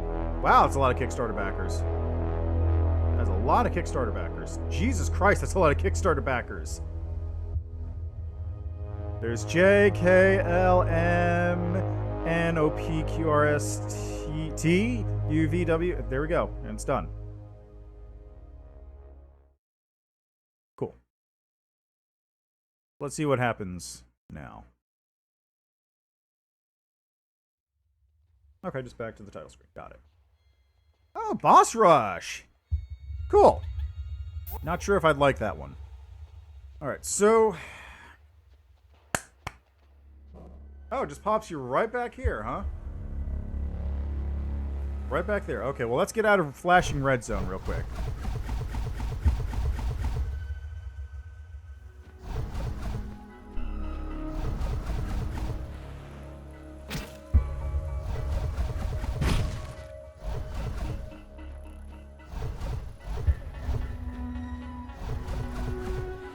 Whoop.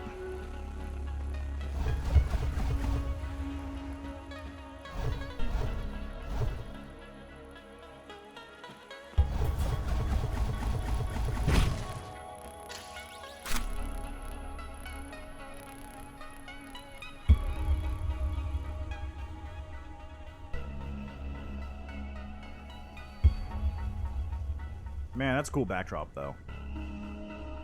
I could have just teleported up, couldn't I? Eh, it's fine.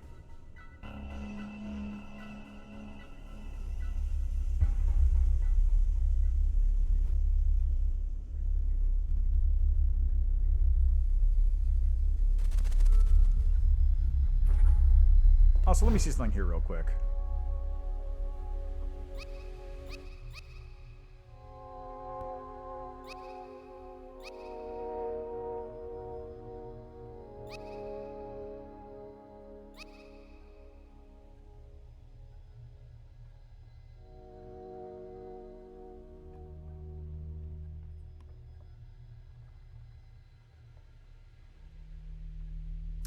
Oh, so there is a I mean, I kind of figure there was a megastructure, but you can actually see the megastructure there.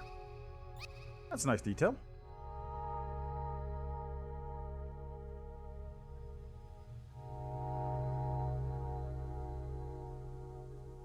Okay, but, yeah.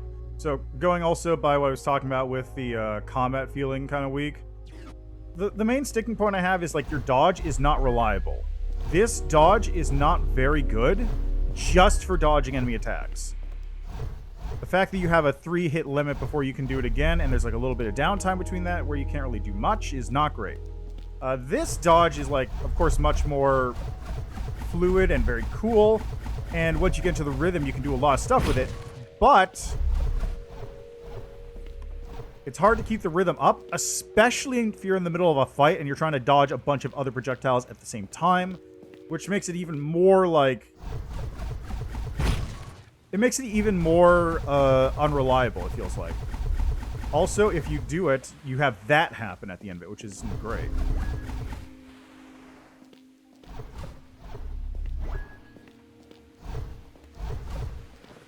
What I would say, what I would like, personally, is if instead of what it has now, where it's like this, or this, just have it so, like, you can mash it out to 3. So you get 3 dodges, and then it'll give you a little break. And then if you want to keep going, it'll let you chain it off as long as you do it, you know, perfectly. But you don't have to do it perfectly for the first 3. It basically just upgrades your normal dash. Also, speaking of which, I want to point out that this is terrible. It took me a minute before I figured out what this was telling me to do, and it took me even longer before I figured out how many of those I could do in a row. This is terrible. It doesn't tell you anything. Like, this one tells you everything you need to know. You dash into projectiles, and you block them. It doesn't tell you that you get them into your ammo, but it's a defensive tool, and it means that, like, at the very least, you'll use it, and sometime later on, like, let's say 5 hours later, you'll go, oh, hey, I get ammo out of that. And this one is a very awkward input. Because it's like a push. It's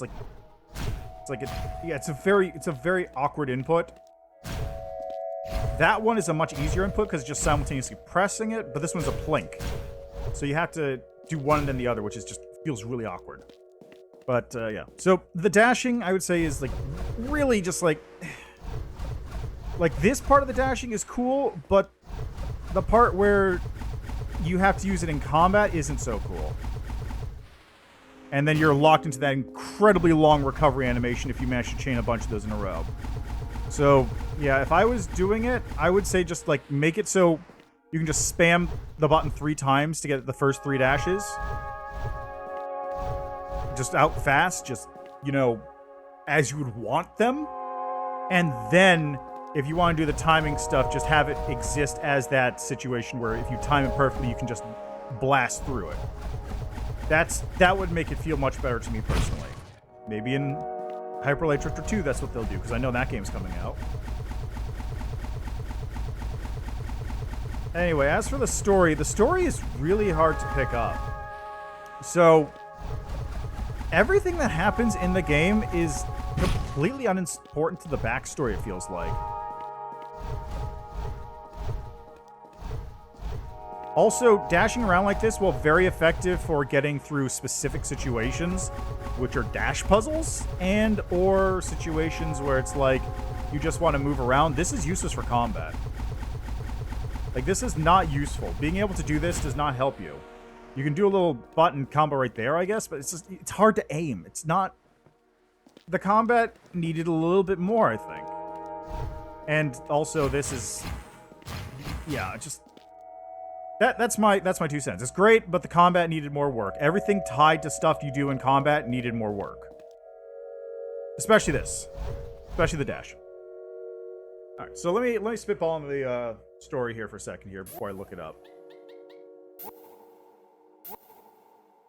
So...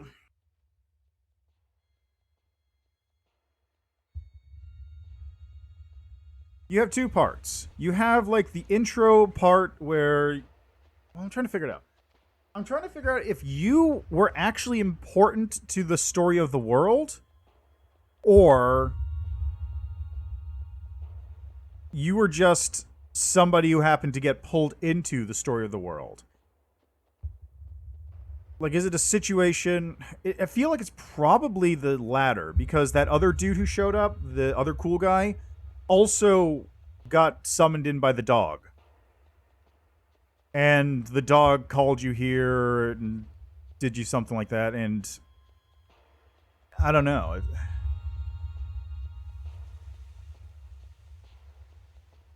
it's there's a lot of blank space here, and there's nothing. Yeah, always gotta be the dog. What's the dog doing? But I guess this is why those tablets exist, right? So I'm gonna actually let's look up. Let's look up Hyperlight Drifter translation. Monoliths. There we go. Okay, so I've got that page open, but I'm not gonna look at it just yet.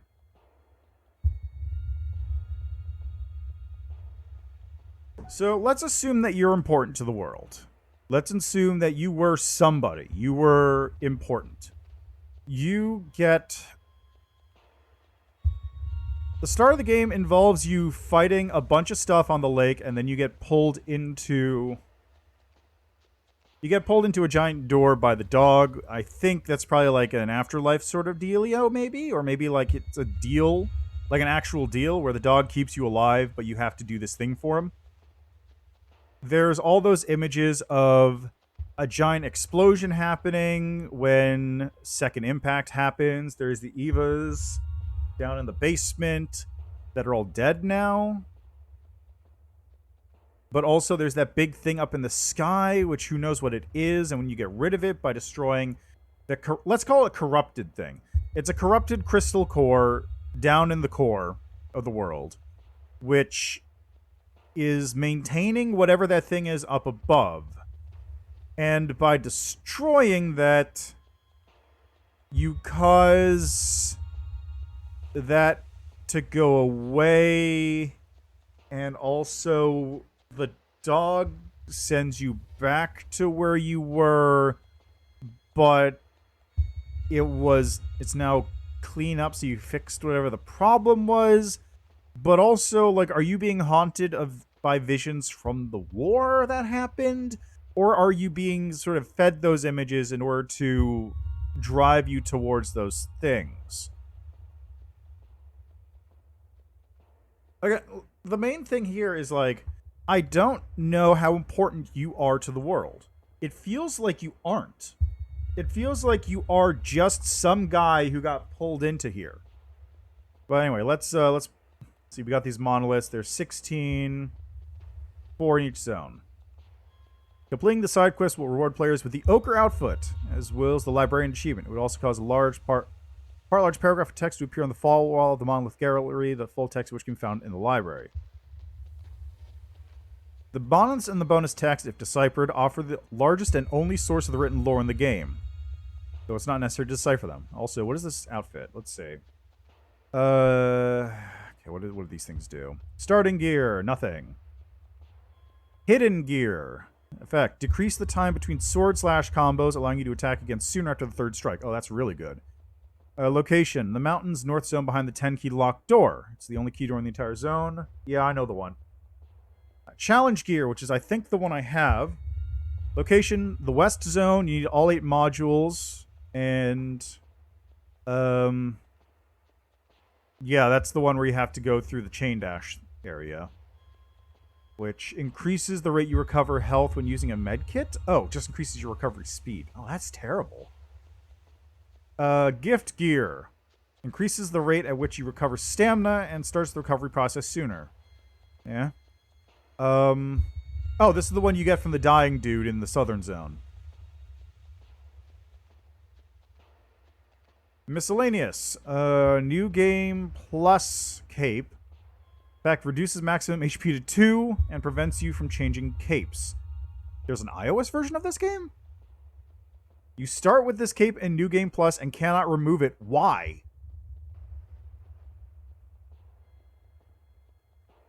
Ah, Sky Blue Cape. Makes finding secrets easier. When near an undiscovered secret, an exclamation point will appear over the drifter. The Tower Archer boss fight requires 6 keys to access. That is... Okay, so it's a variant of that robot boss I fought.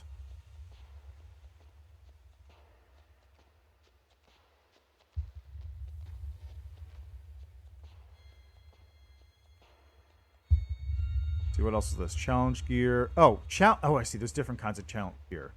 Okay, so there's starting gear, there's hidden gear, where there's a blue hidden gear, which decreases your sword slash combo. Fuchsia increases the speed with which your ammo bar recharges from melee attacks. White decreases the time it takes to interact with something. Yellow increases movement speed, and orange increases the rate at which a special grenade recharges. Okay, for challenge gear, you have the green-blue one, which is what I have. The black one. Normal melee attacks cause more extreme deaths, e.g. decapitation, as though the charge slash was used.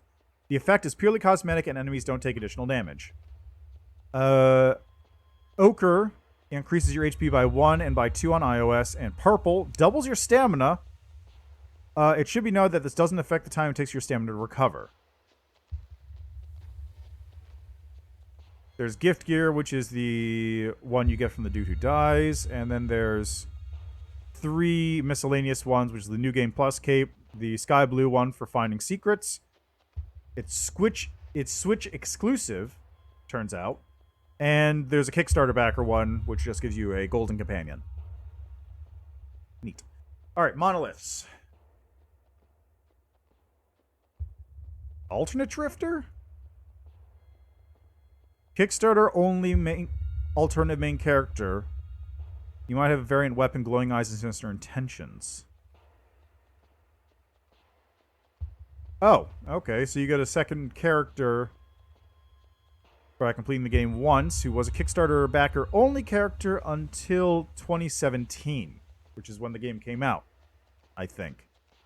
Wait, when did this game come out? 2016. So it took a year before everyone else could use it. 2 companion bots, one which is used for offense. Main attack is a medium range projectile beam, which deals AoE damage, has 3 health. Co-op version. Oh, that's right, there's co-op.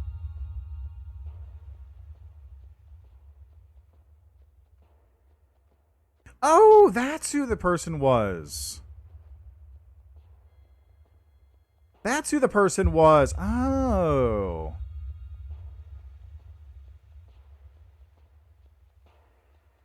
Okay. So, backstory. There is no in-game evidence supporting the monoliths were built by an ancient culture from prehistory. However, there is some evidence they've been built in more recent times. The condition of the monoliths are relatively pristine with no signs of heavy wear. The language displayed is still in common use, which can be seen in the shops. Technology works consistently and is ubiquitous across different zones of the continent. The writings reference to the current state of each area. Furthermore, the librarian, a drifter who studied the history of the world, is implied to be the one who wrote the text. And there's the alphabet here.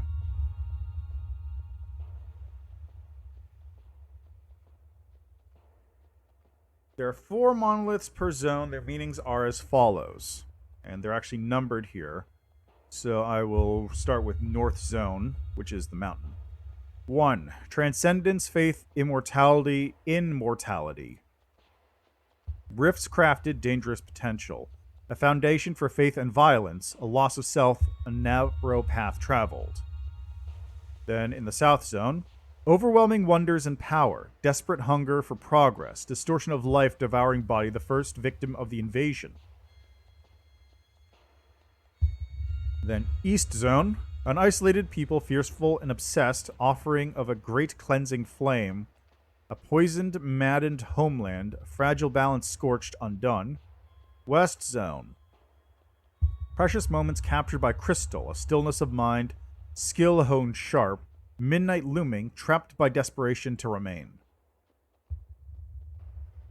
And then finally, harnessing a great wellspring, a perfect immortal cell was crafted to be imbued within all sentient life, a noble goal, though such power terrified others and brought ruin as its purpose was transmogrified, the abhorrent cell still festers deep in the chambers of this world. Okay.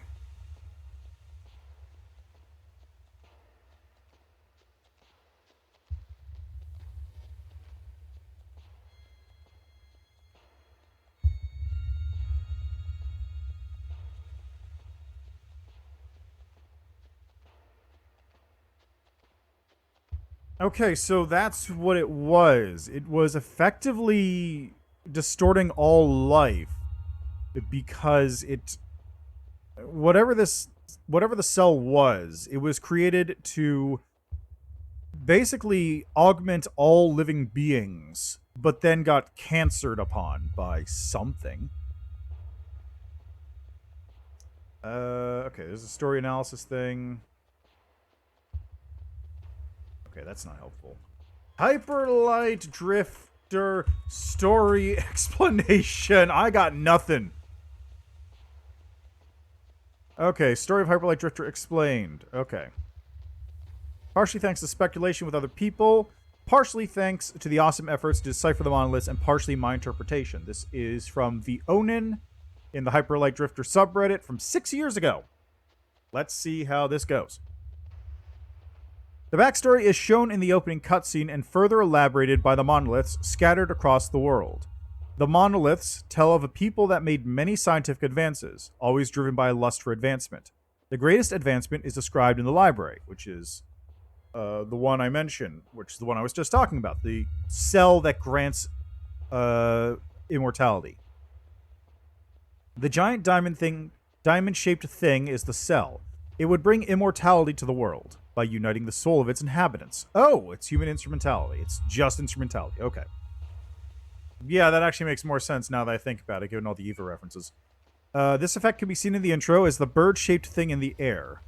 But not everyone welcomed this invention. Either through combat or sabotage, the cell caused an explosion which ravaged the Earth and created a rift, summoning the Titans into the world.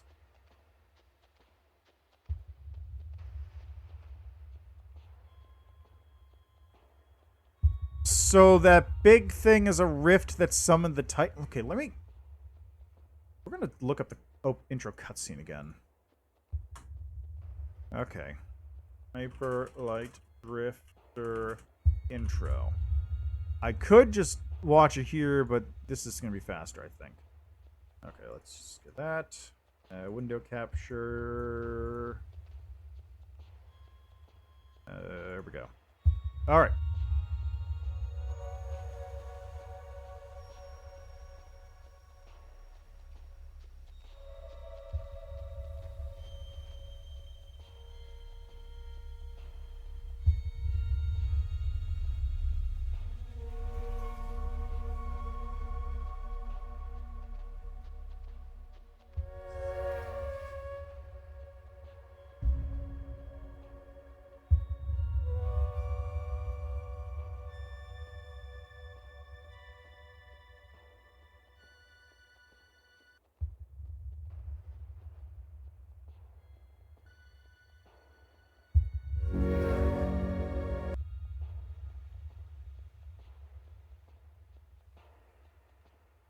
So what is this?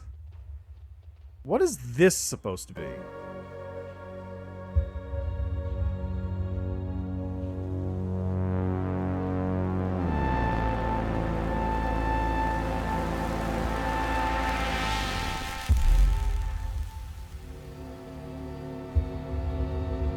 Okay, so the Titans come in. I see. It's hard to tell if those were there before or summoned in or what. Okay, there's the Drifter.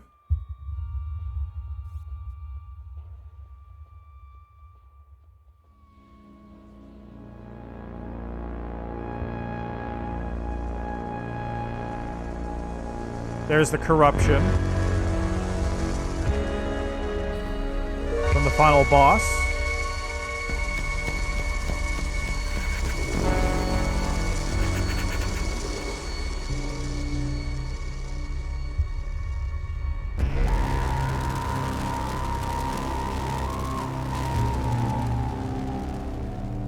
There go the Evas.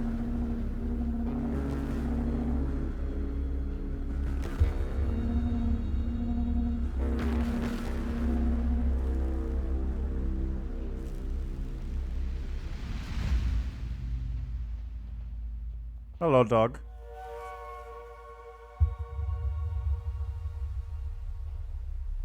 Okay, so I think that was all flashback. Everything up until this point has been like some kind of flashback, and then this is like the actual only time in current like time. Dog summons up the gate to wherever that is and pulls you through, which I think is something that happened with the other dude. So maybe you are important to the world, but you're like one of many. You were a soldier or something. Fight your way toward, pull your way through the goo. There's the core.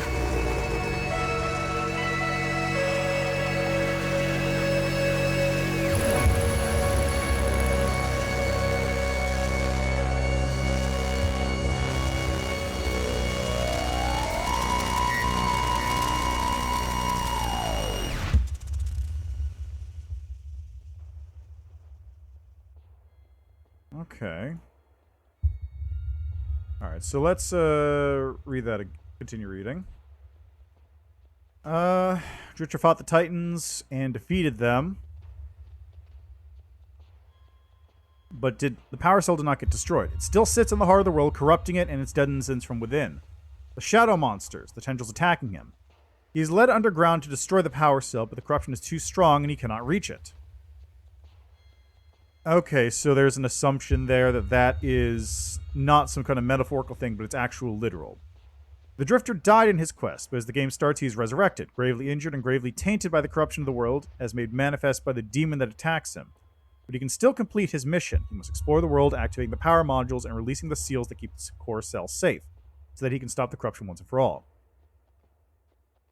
I should point out this is all speculation by somebody from 6 years ago.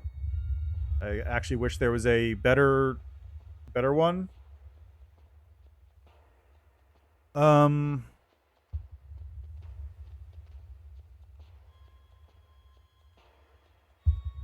So I don't think that it was actually like dragging the dude underground. It looks to me more like he was getting pulled into that area. And that's sort of a mental thing going on. I don't really know. It's hard to anyway. Around the world, you can see what corruption has caused. The violent and aggressive frog people ruled by a giant toad that eats people. The bird people formed a cult that gains power from sacrificing its own people. The forest, most obviously, got infested with parasitic crystal. The Drifter cleanses these as much as he can, but with the power cell alive, his efforts will never be permanent. The few people that survived the apocalypse all tell stories of how they were chased out of their homes, attacked by corrupted creatures, or even how they fought alongside the Drifters to destroy the Titans. Who resurrected him? Judging by the godly halo and the representation of the jackal, I thought it was a dog, or like a wolf. It must be Anubis, or similar god of the underworld. Power Cell is housed in his realm, and he needs a Drifter to destroy it for him, so he resurrects one and guides him, as well as the other Drifter, who turned out not strong enough, through the world to this objective. Why now? As you can see in the secret laboratory to the south, there are parts of one Titan housed in tanks. That's true, the eyes and the heart. And even a smaller shadow beast almost breaks out. Though there are no scientists left, there are very advanced robots still defending the complex, and logically, they would still be continuing their research. The power cell may be influencing them to resurrect the Titan that it summoned upon its corruption. Therefore, the Drifter has to act now before a new Titan can return to finish the job. What is Anubis' role in all this? It's hard to say, but he looks to be the center of the world. He sits in the middle of the rune, and his elevator in the intro cutscene leads down to the power cell. I believe the power cell used Anubis' powers to function, and when it exploded, his powers caused the Titans to emerge. He needs the power cell destroyed to keep his power away from the people of this world, who clearly don't know how to wield it. I don't know about that one.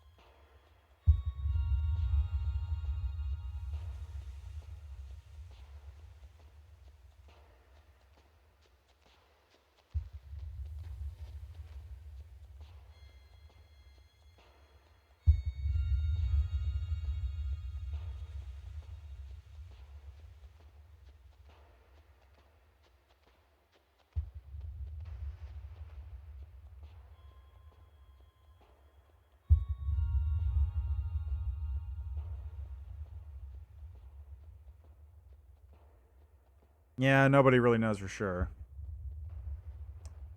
There's a couple interesting things here about like the cell and AI and all that stuff, but nobody really knows. Okay, let me go back to. Let's go to that fucking subreddit. Hyperlight Drifter FAQs. Hyperlight Breaker is neither sequel nor prequel. It's set in the universe and its own story.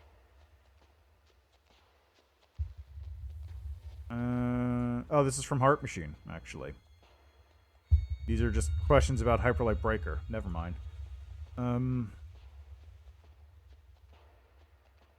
Wait, Hyperlight Breaker is the new one. Solar Ash Kingdom?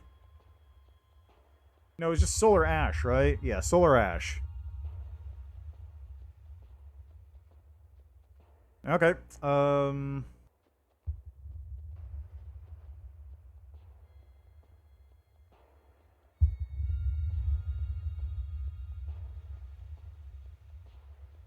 Let me look up story.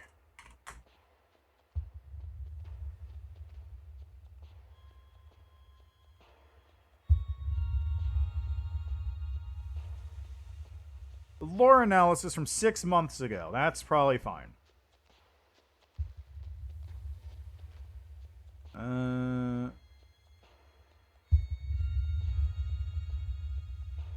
Let's see. In a response to previous that I speculated that the perfect immortal cell was initially crafted to refine a neon pink substance that is widely present throughout the land of Hyperlight Drifter. I'm here to elaborate on that conjecture. In this thread, I will. I've never seen somebody use "in this thread" unironically.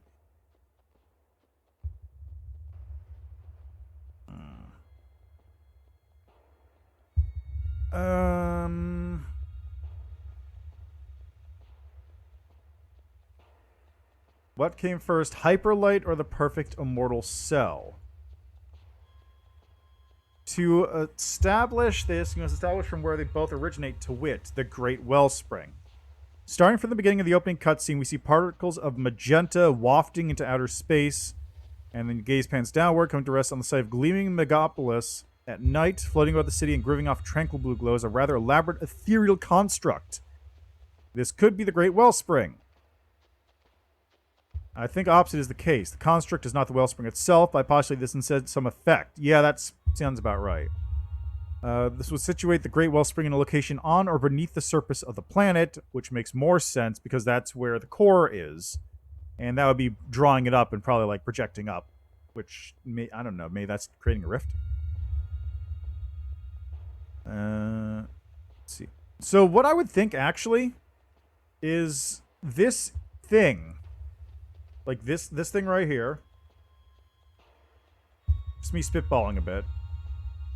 But like what I would assume is this thing is actually what was supposed to grant immortality to all sentient life. That's the purpose of the cell. The cell was supposed to, through either human instrumentality or just, general magic shenanigans, was supposed to create immortality. And this, I think, was probably the setup for it. Like, if you want to think about it, it'd be like drawing a big magical ritual circle in the air. And then when you pour the magic in, that activates the spell and throws the immortality goo all over the planet. Actually, you know what? I'm just gonna open up the where's that video? There it is. Alright, so let's go back. Right, so I assume this right here is... Cell is down here. It's creating this structure which is designed to, like, channel energy or do whatever in order to spread immortality through the land.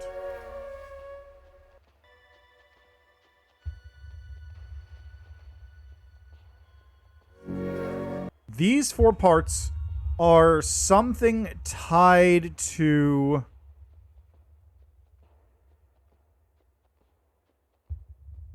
It's something tied... This has to be something tied to, like, the structure and...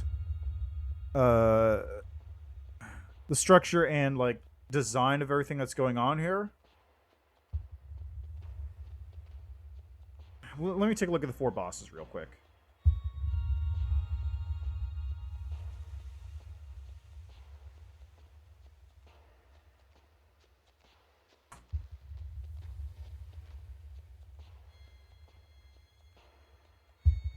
Okay, so you got a Frog Emperor, the Archer, the Hanged Man.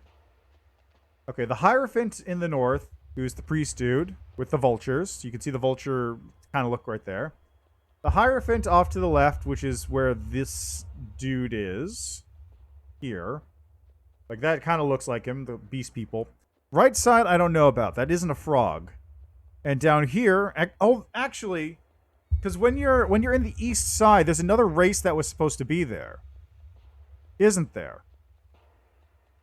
So up north you got vultures.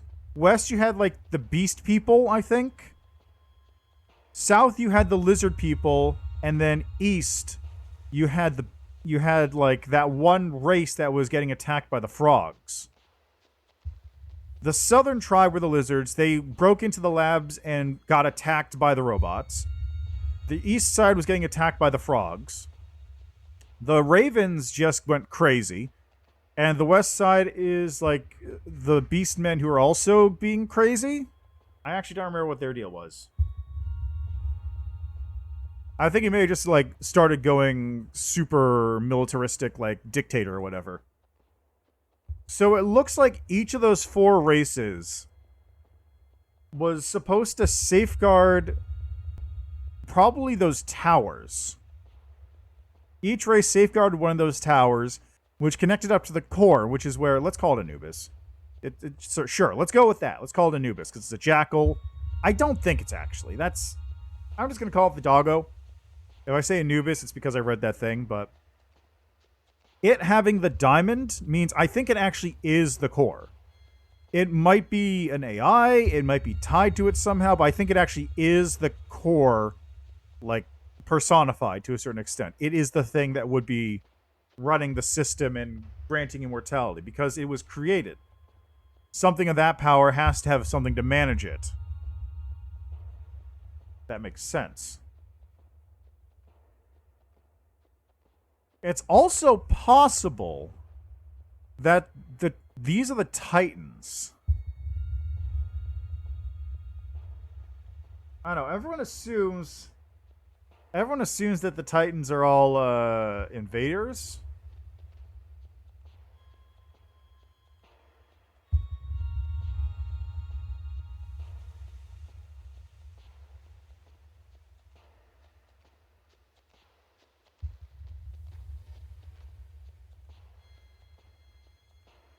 This person's using... Like, he uses refulgent sunlight. What is this language supposed to be?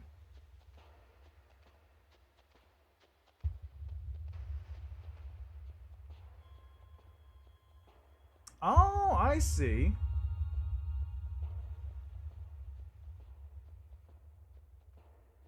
Oh, so when he refers to hyperlight, it's the purple stuff that explodes when you shoot it in the barrels, which you can see in, like, a bunch of tubes and stuff. I thought that was just going to be a,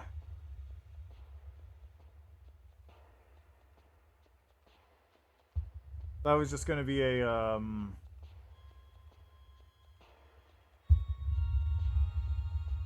just a fancy color thing, but...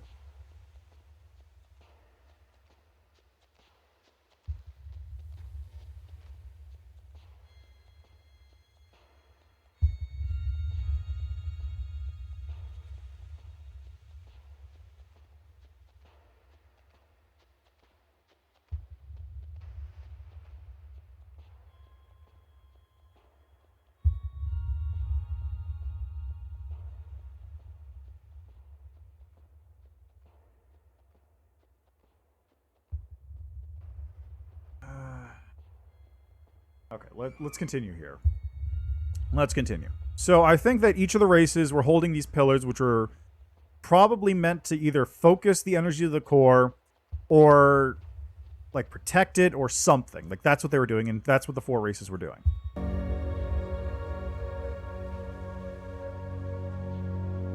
So, on the night, you can actually see, like, one of the pillars right there.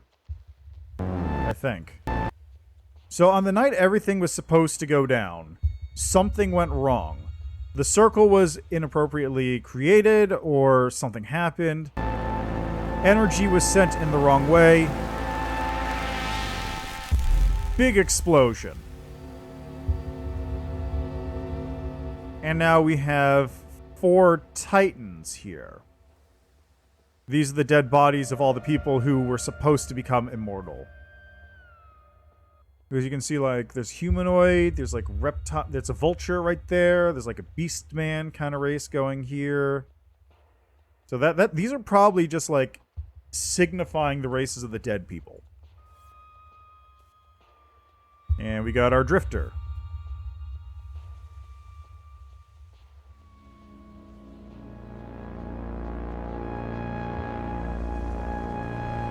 Now, if we...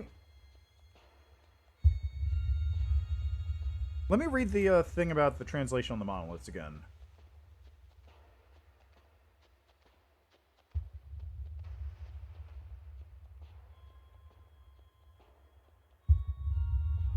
Monoliths. Okay, so... Harnessing a great wellspring, a perfect immortal cell was crafted to be imbued within all sentient life, a noble goal. Though such power terrified others and brought ruin as its purpose, was transmogrified. The abhorrent cell still festers deep in the chambers of the world. The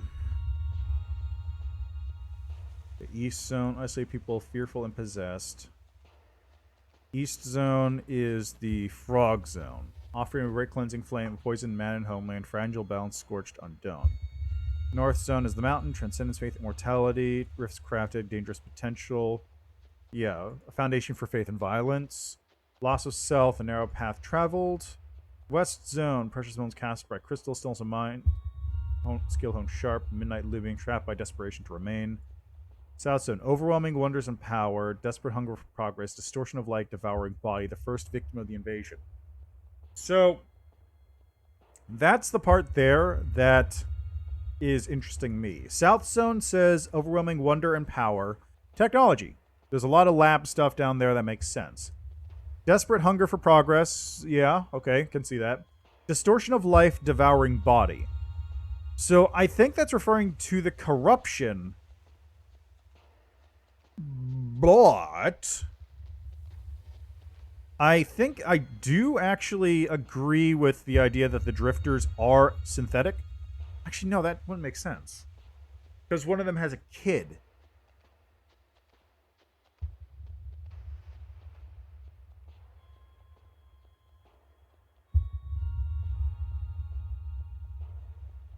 What it might be is the drifters were not created, but were maybe chosen. Chosen's a weird phrase, but like you got the doggo, right? The doggo is running the show, let's say. And its power goes amok, and it's probably dealing with this corruption thing that's attacking through the entire game. And it goes to some people and goes, okay, look, you are going to become immortal with what little bit I can give you that isn't fucked up. And you're going to deal with the rest of this garbage. That might also be what the drones are. The drones might be sort of the drifters' link to the core.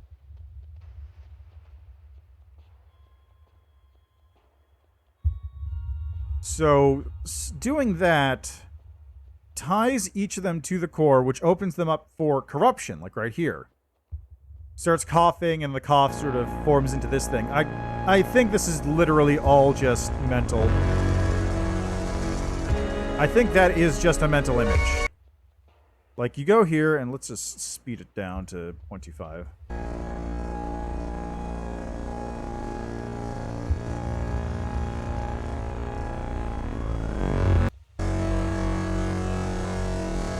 Slash it! Yeah! And then core shows up. The corrupted core shows up and reforms. So I think this is a mental construct of some kind. It might be... the question, of course, is like what happened to the core, which I guess we'll never know. But I assume what probably happened is whatever caused the explosion to go wrong probably sectioned the core off into two halves. There's the corrupted core, which caused this and caused, let's say, cancer to sprout from living things that were affected by it. And then you get the dog, which is the sort of stable section of the core, which has lesser power and grants it to specific people, or maybe it has control over facilities or whatever.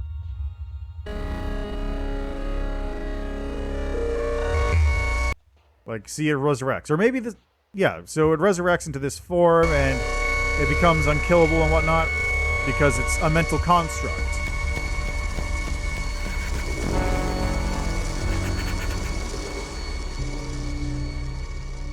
Now, this part here, I'm not 100% on. Like, the assumption here is the Titans. The assumption going into, like, all this stuff is that the Titans were summoned in by the thing exploding, right? But I get the feeling that's not quite right because I think there's only 4 Titans. Oh, let me see here.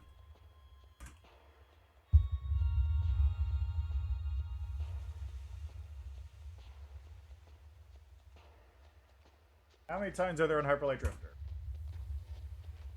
Anytime you want to load Google, that'd be sick.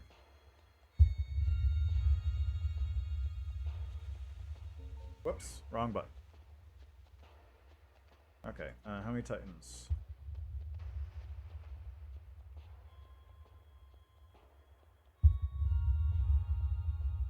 Yeah, there's 4 of them.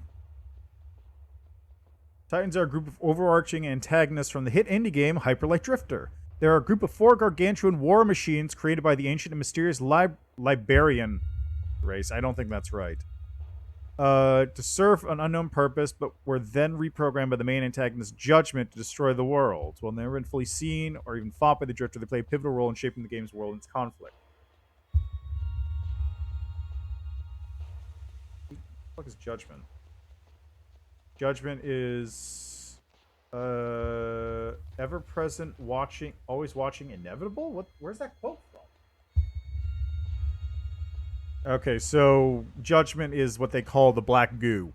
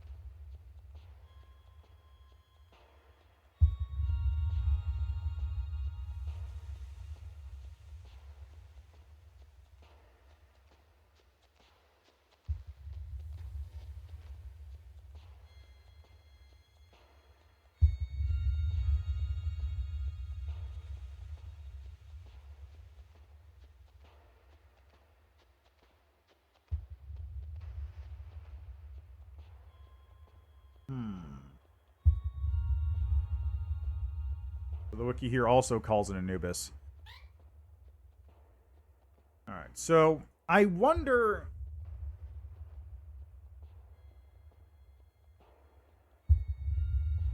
I wonder if they actually were doing that.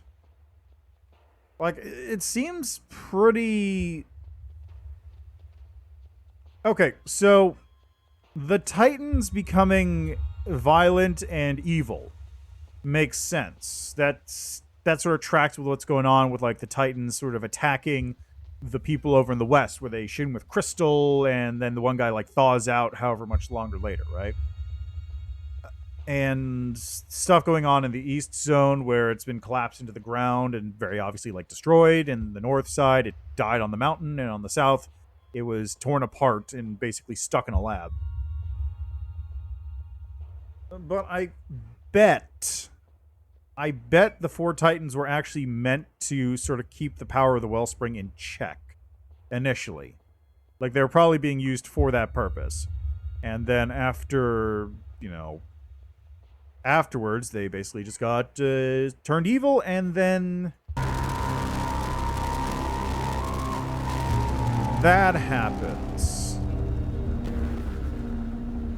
Now, this, I have to imagine, is... Like, this is all flashback. This is all flashback. None of it's actually happening. What this is trying to represent, though, is I think it's representing... let's just call it the core.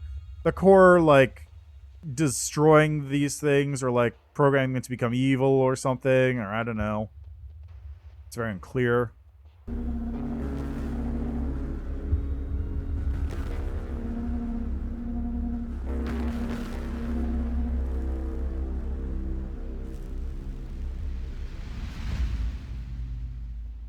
Alright, so we get to here with your dog.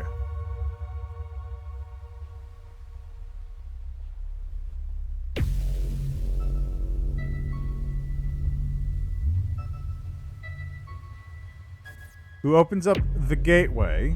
So all that previously, I think, didn't actually exist. That was all in his brain. That was just sort of like imagery of what happened in the past. This, I think, actually is happening. Well... Maybe not. Okay, this part I don't actually think is happening either. Anyway, at this point, the dog is going like, "You have been chosen." And is going like, "Okay, you have to enter the place I was controlling before. Follow me, I'll guide you there."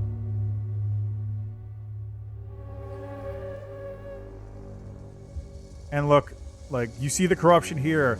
Look, it's the core, the perfect cell.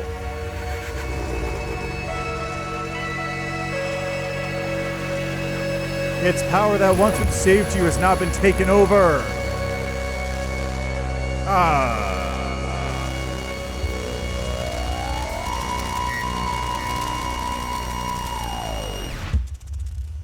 And it's slowly eating away at you too.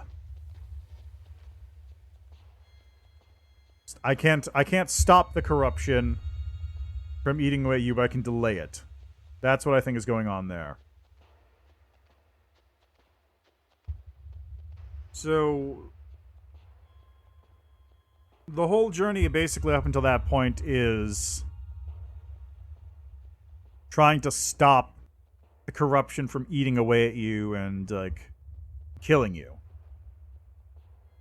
You know, in addition to the rest of the world. But that's the journey up to that point. And then at the end of the game, you fight off the mental construct of the perfect cell, of the core. You destroy it, and then as it's collapsing, you escape and succumb to your wounds and die. And then the thing I saw was, at the end, the dog gives you, like, a vision of the outside world with a clear blue sky, and it's been returned to, like, what it should be. There's no more wellspring anymore, but there's no more... there's no more wellspring, there's no more immortality, and the world has returned to a state of balance. That's what I think is happening there. That's my guess. Which is probably totally wrong, but you never know. I guess we won't know until the next game comes out, which may or may not even tell us anything. Ha ha ha.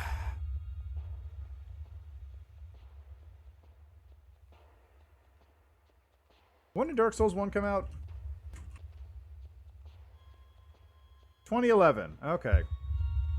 When did Dark Souls 2 come out? Oh, Dark Souls 3 came out 2016. When was the Kickstarter for this?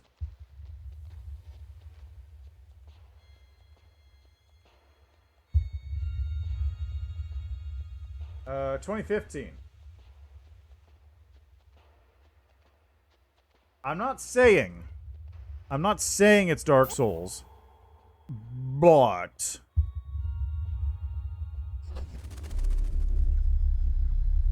wow, rude. Wake me up right here. Anyway, I'm not saying it's Dark Souls, but it is doing a little bit of the Dark Souls-y thing where you have, like, lore implication world design, which is not, it's not terrible. It's not a bad thing. But it is very hard to parse in a game like this. Oh, that's right. If you use a keyboard and mouse, it shuts off controller. It is very hard to parse in a game like this because, one, unlike Dark Souls where everything's written in English, there's 16 or 17 lines of text which are in another language, which they had to translate, and each of those bits of language are very, very short. So you have to reach both based on what you're actually reading and what they're referring to, and anything else you can sort of glean from implications and reference and world design. Second, Dark Souls is a lot more text. A lot of text. There's a lot of things, and there's multiple bits of evidence that point to things in addition to other things. This is just, you have the kind of small bits of information, and that's it. I don't even know if I still don't know if I'm actually special to the world. Am I just like a random dude that Anubis found? It's like, hey, you're not that corrupted yet. Am I somebody who was at the forefront? Am I a scientist who created the core? I don't know. I just don't know. Anyway, yeah, that's yeah,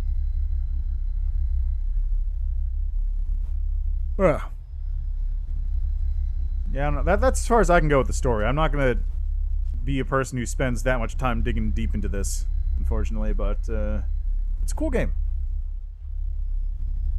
It's a cool game. I think with a couple minor mechanical improvements, the next game will be fantastic, which I imagine will probably exist because it's been 6 years since they made the last one, and Solar Ash just came out, and they did that, and that seemed okay, so who knows? We'll see. Anyway, that was like me just talking about lore implications for 40 minutes, whatever. It's really hard to do because it's entirely just me spitballing and guessing. There is nothing to grab onto. Well, not nothing. There's almost nothing to grab onto. There's some things, but it's like little teeny handholds on a giant cliff the size of a mountain. Anyway, that's where we're gonna leave that. So that was Hyperlight Drifter. Cool game. I see why people like it. I think it's a little overhyped in terms of the combat and the story, but the world design is fantastic,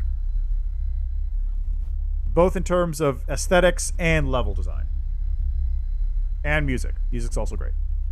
Yeah, I'll leave that there. As always, thanks for stopping by. Thanks for checking out the game with me. I'll be back tomorrow with more Pathfinder. Gotta head off into Chapter 3, and ideally, tomorrow will not only be relatively cool like it is today, but it will also be the day I get the air conditioner fixed, so I won't have to worry about overheating during a stream any longer. So that'll be sick. Anyway, yeah, thanks for stopping by. Enjoy the rest of the day, and see you next time.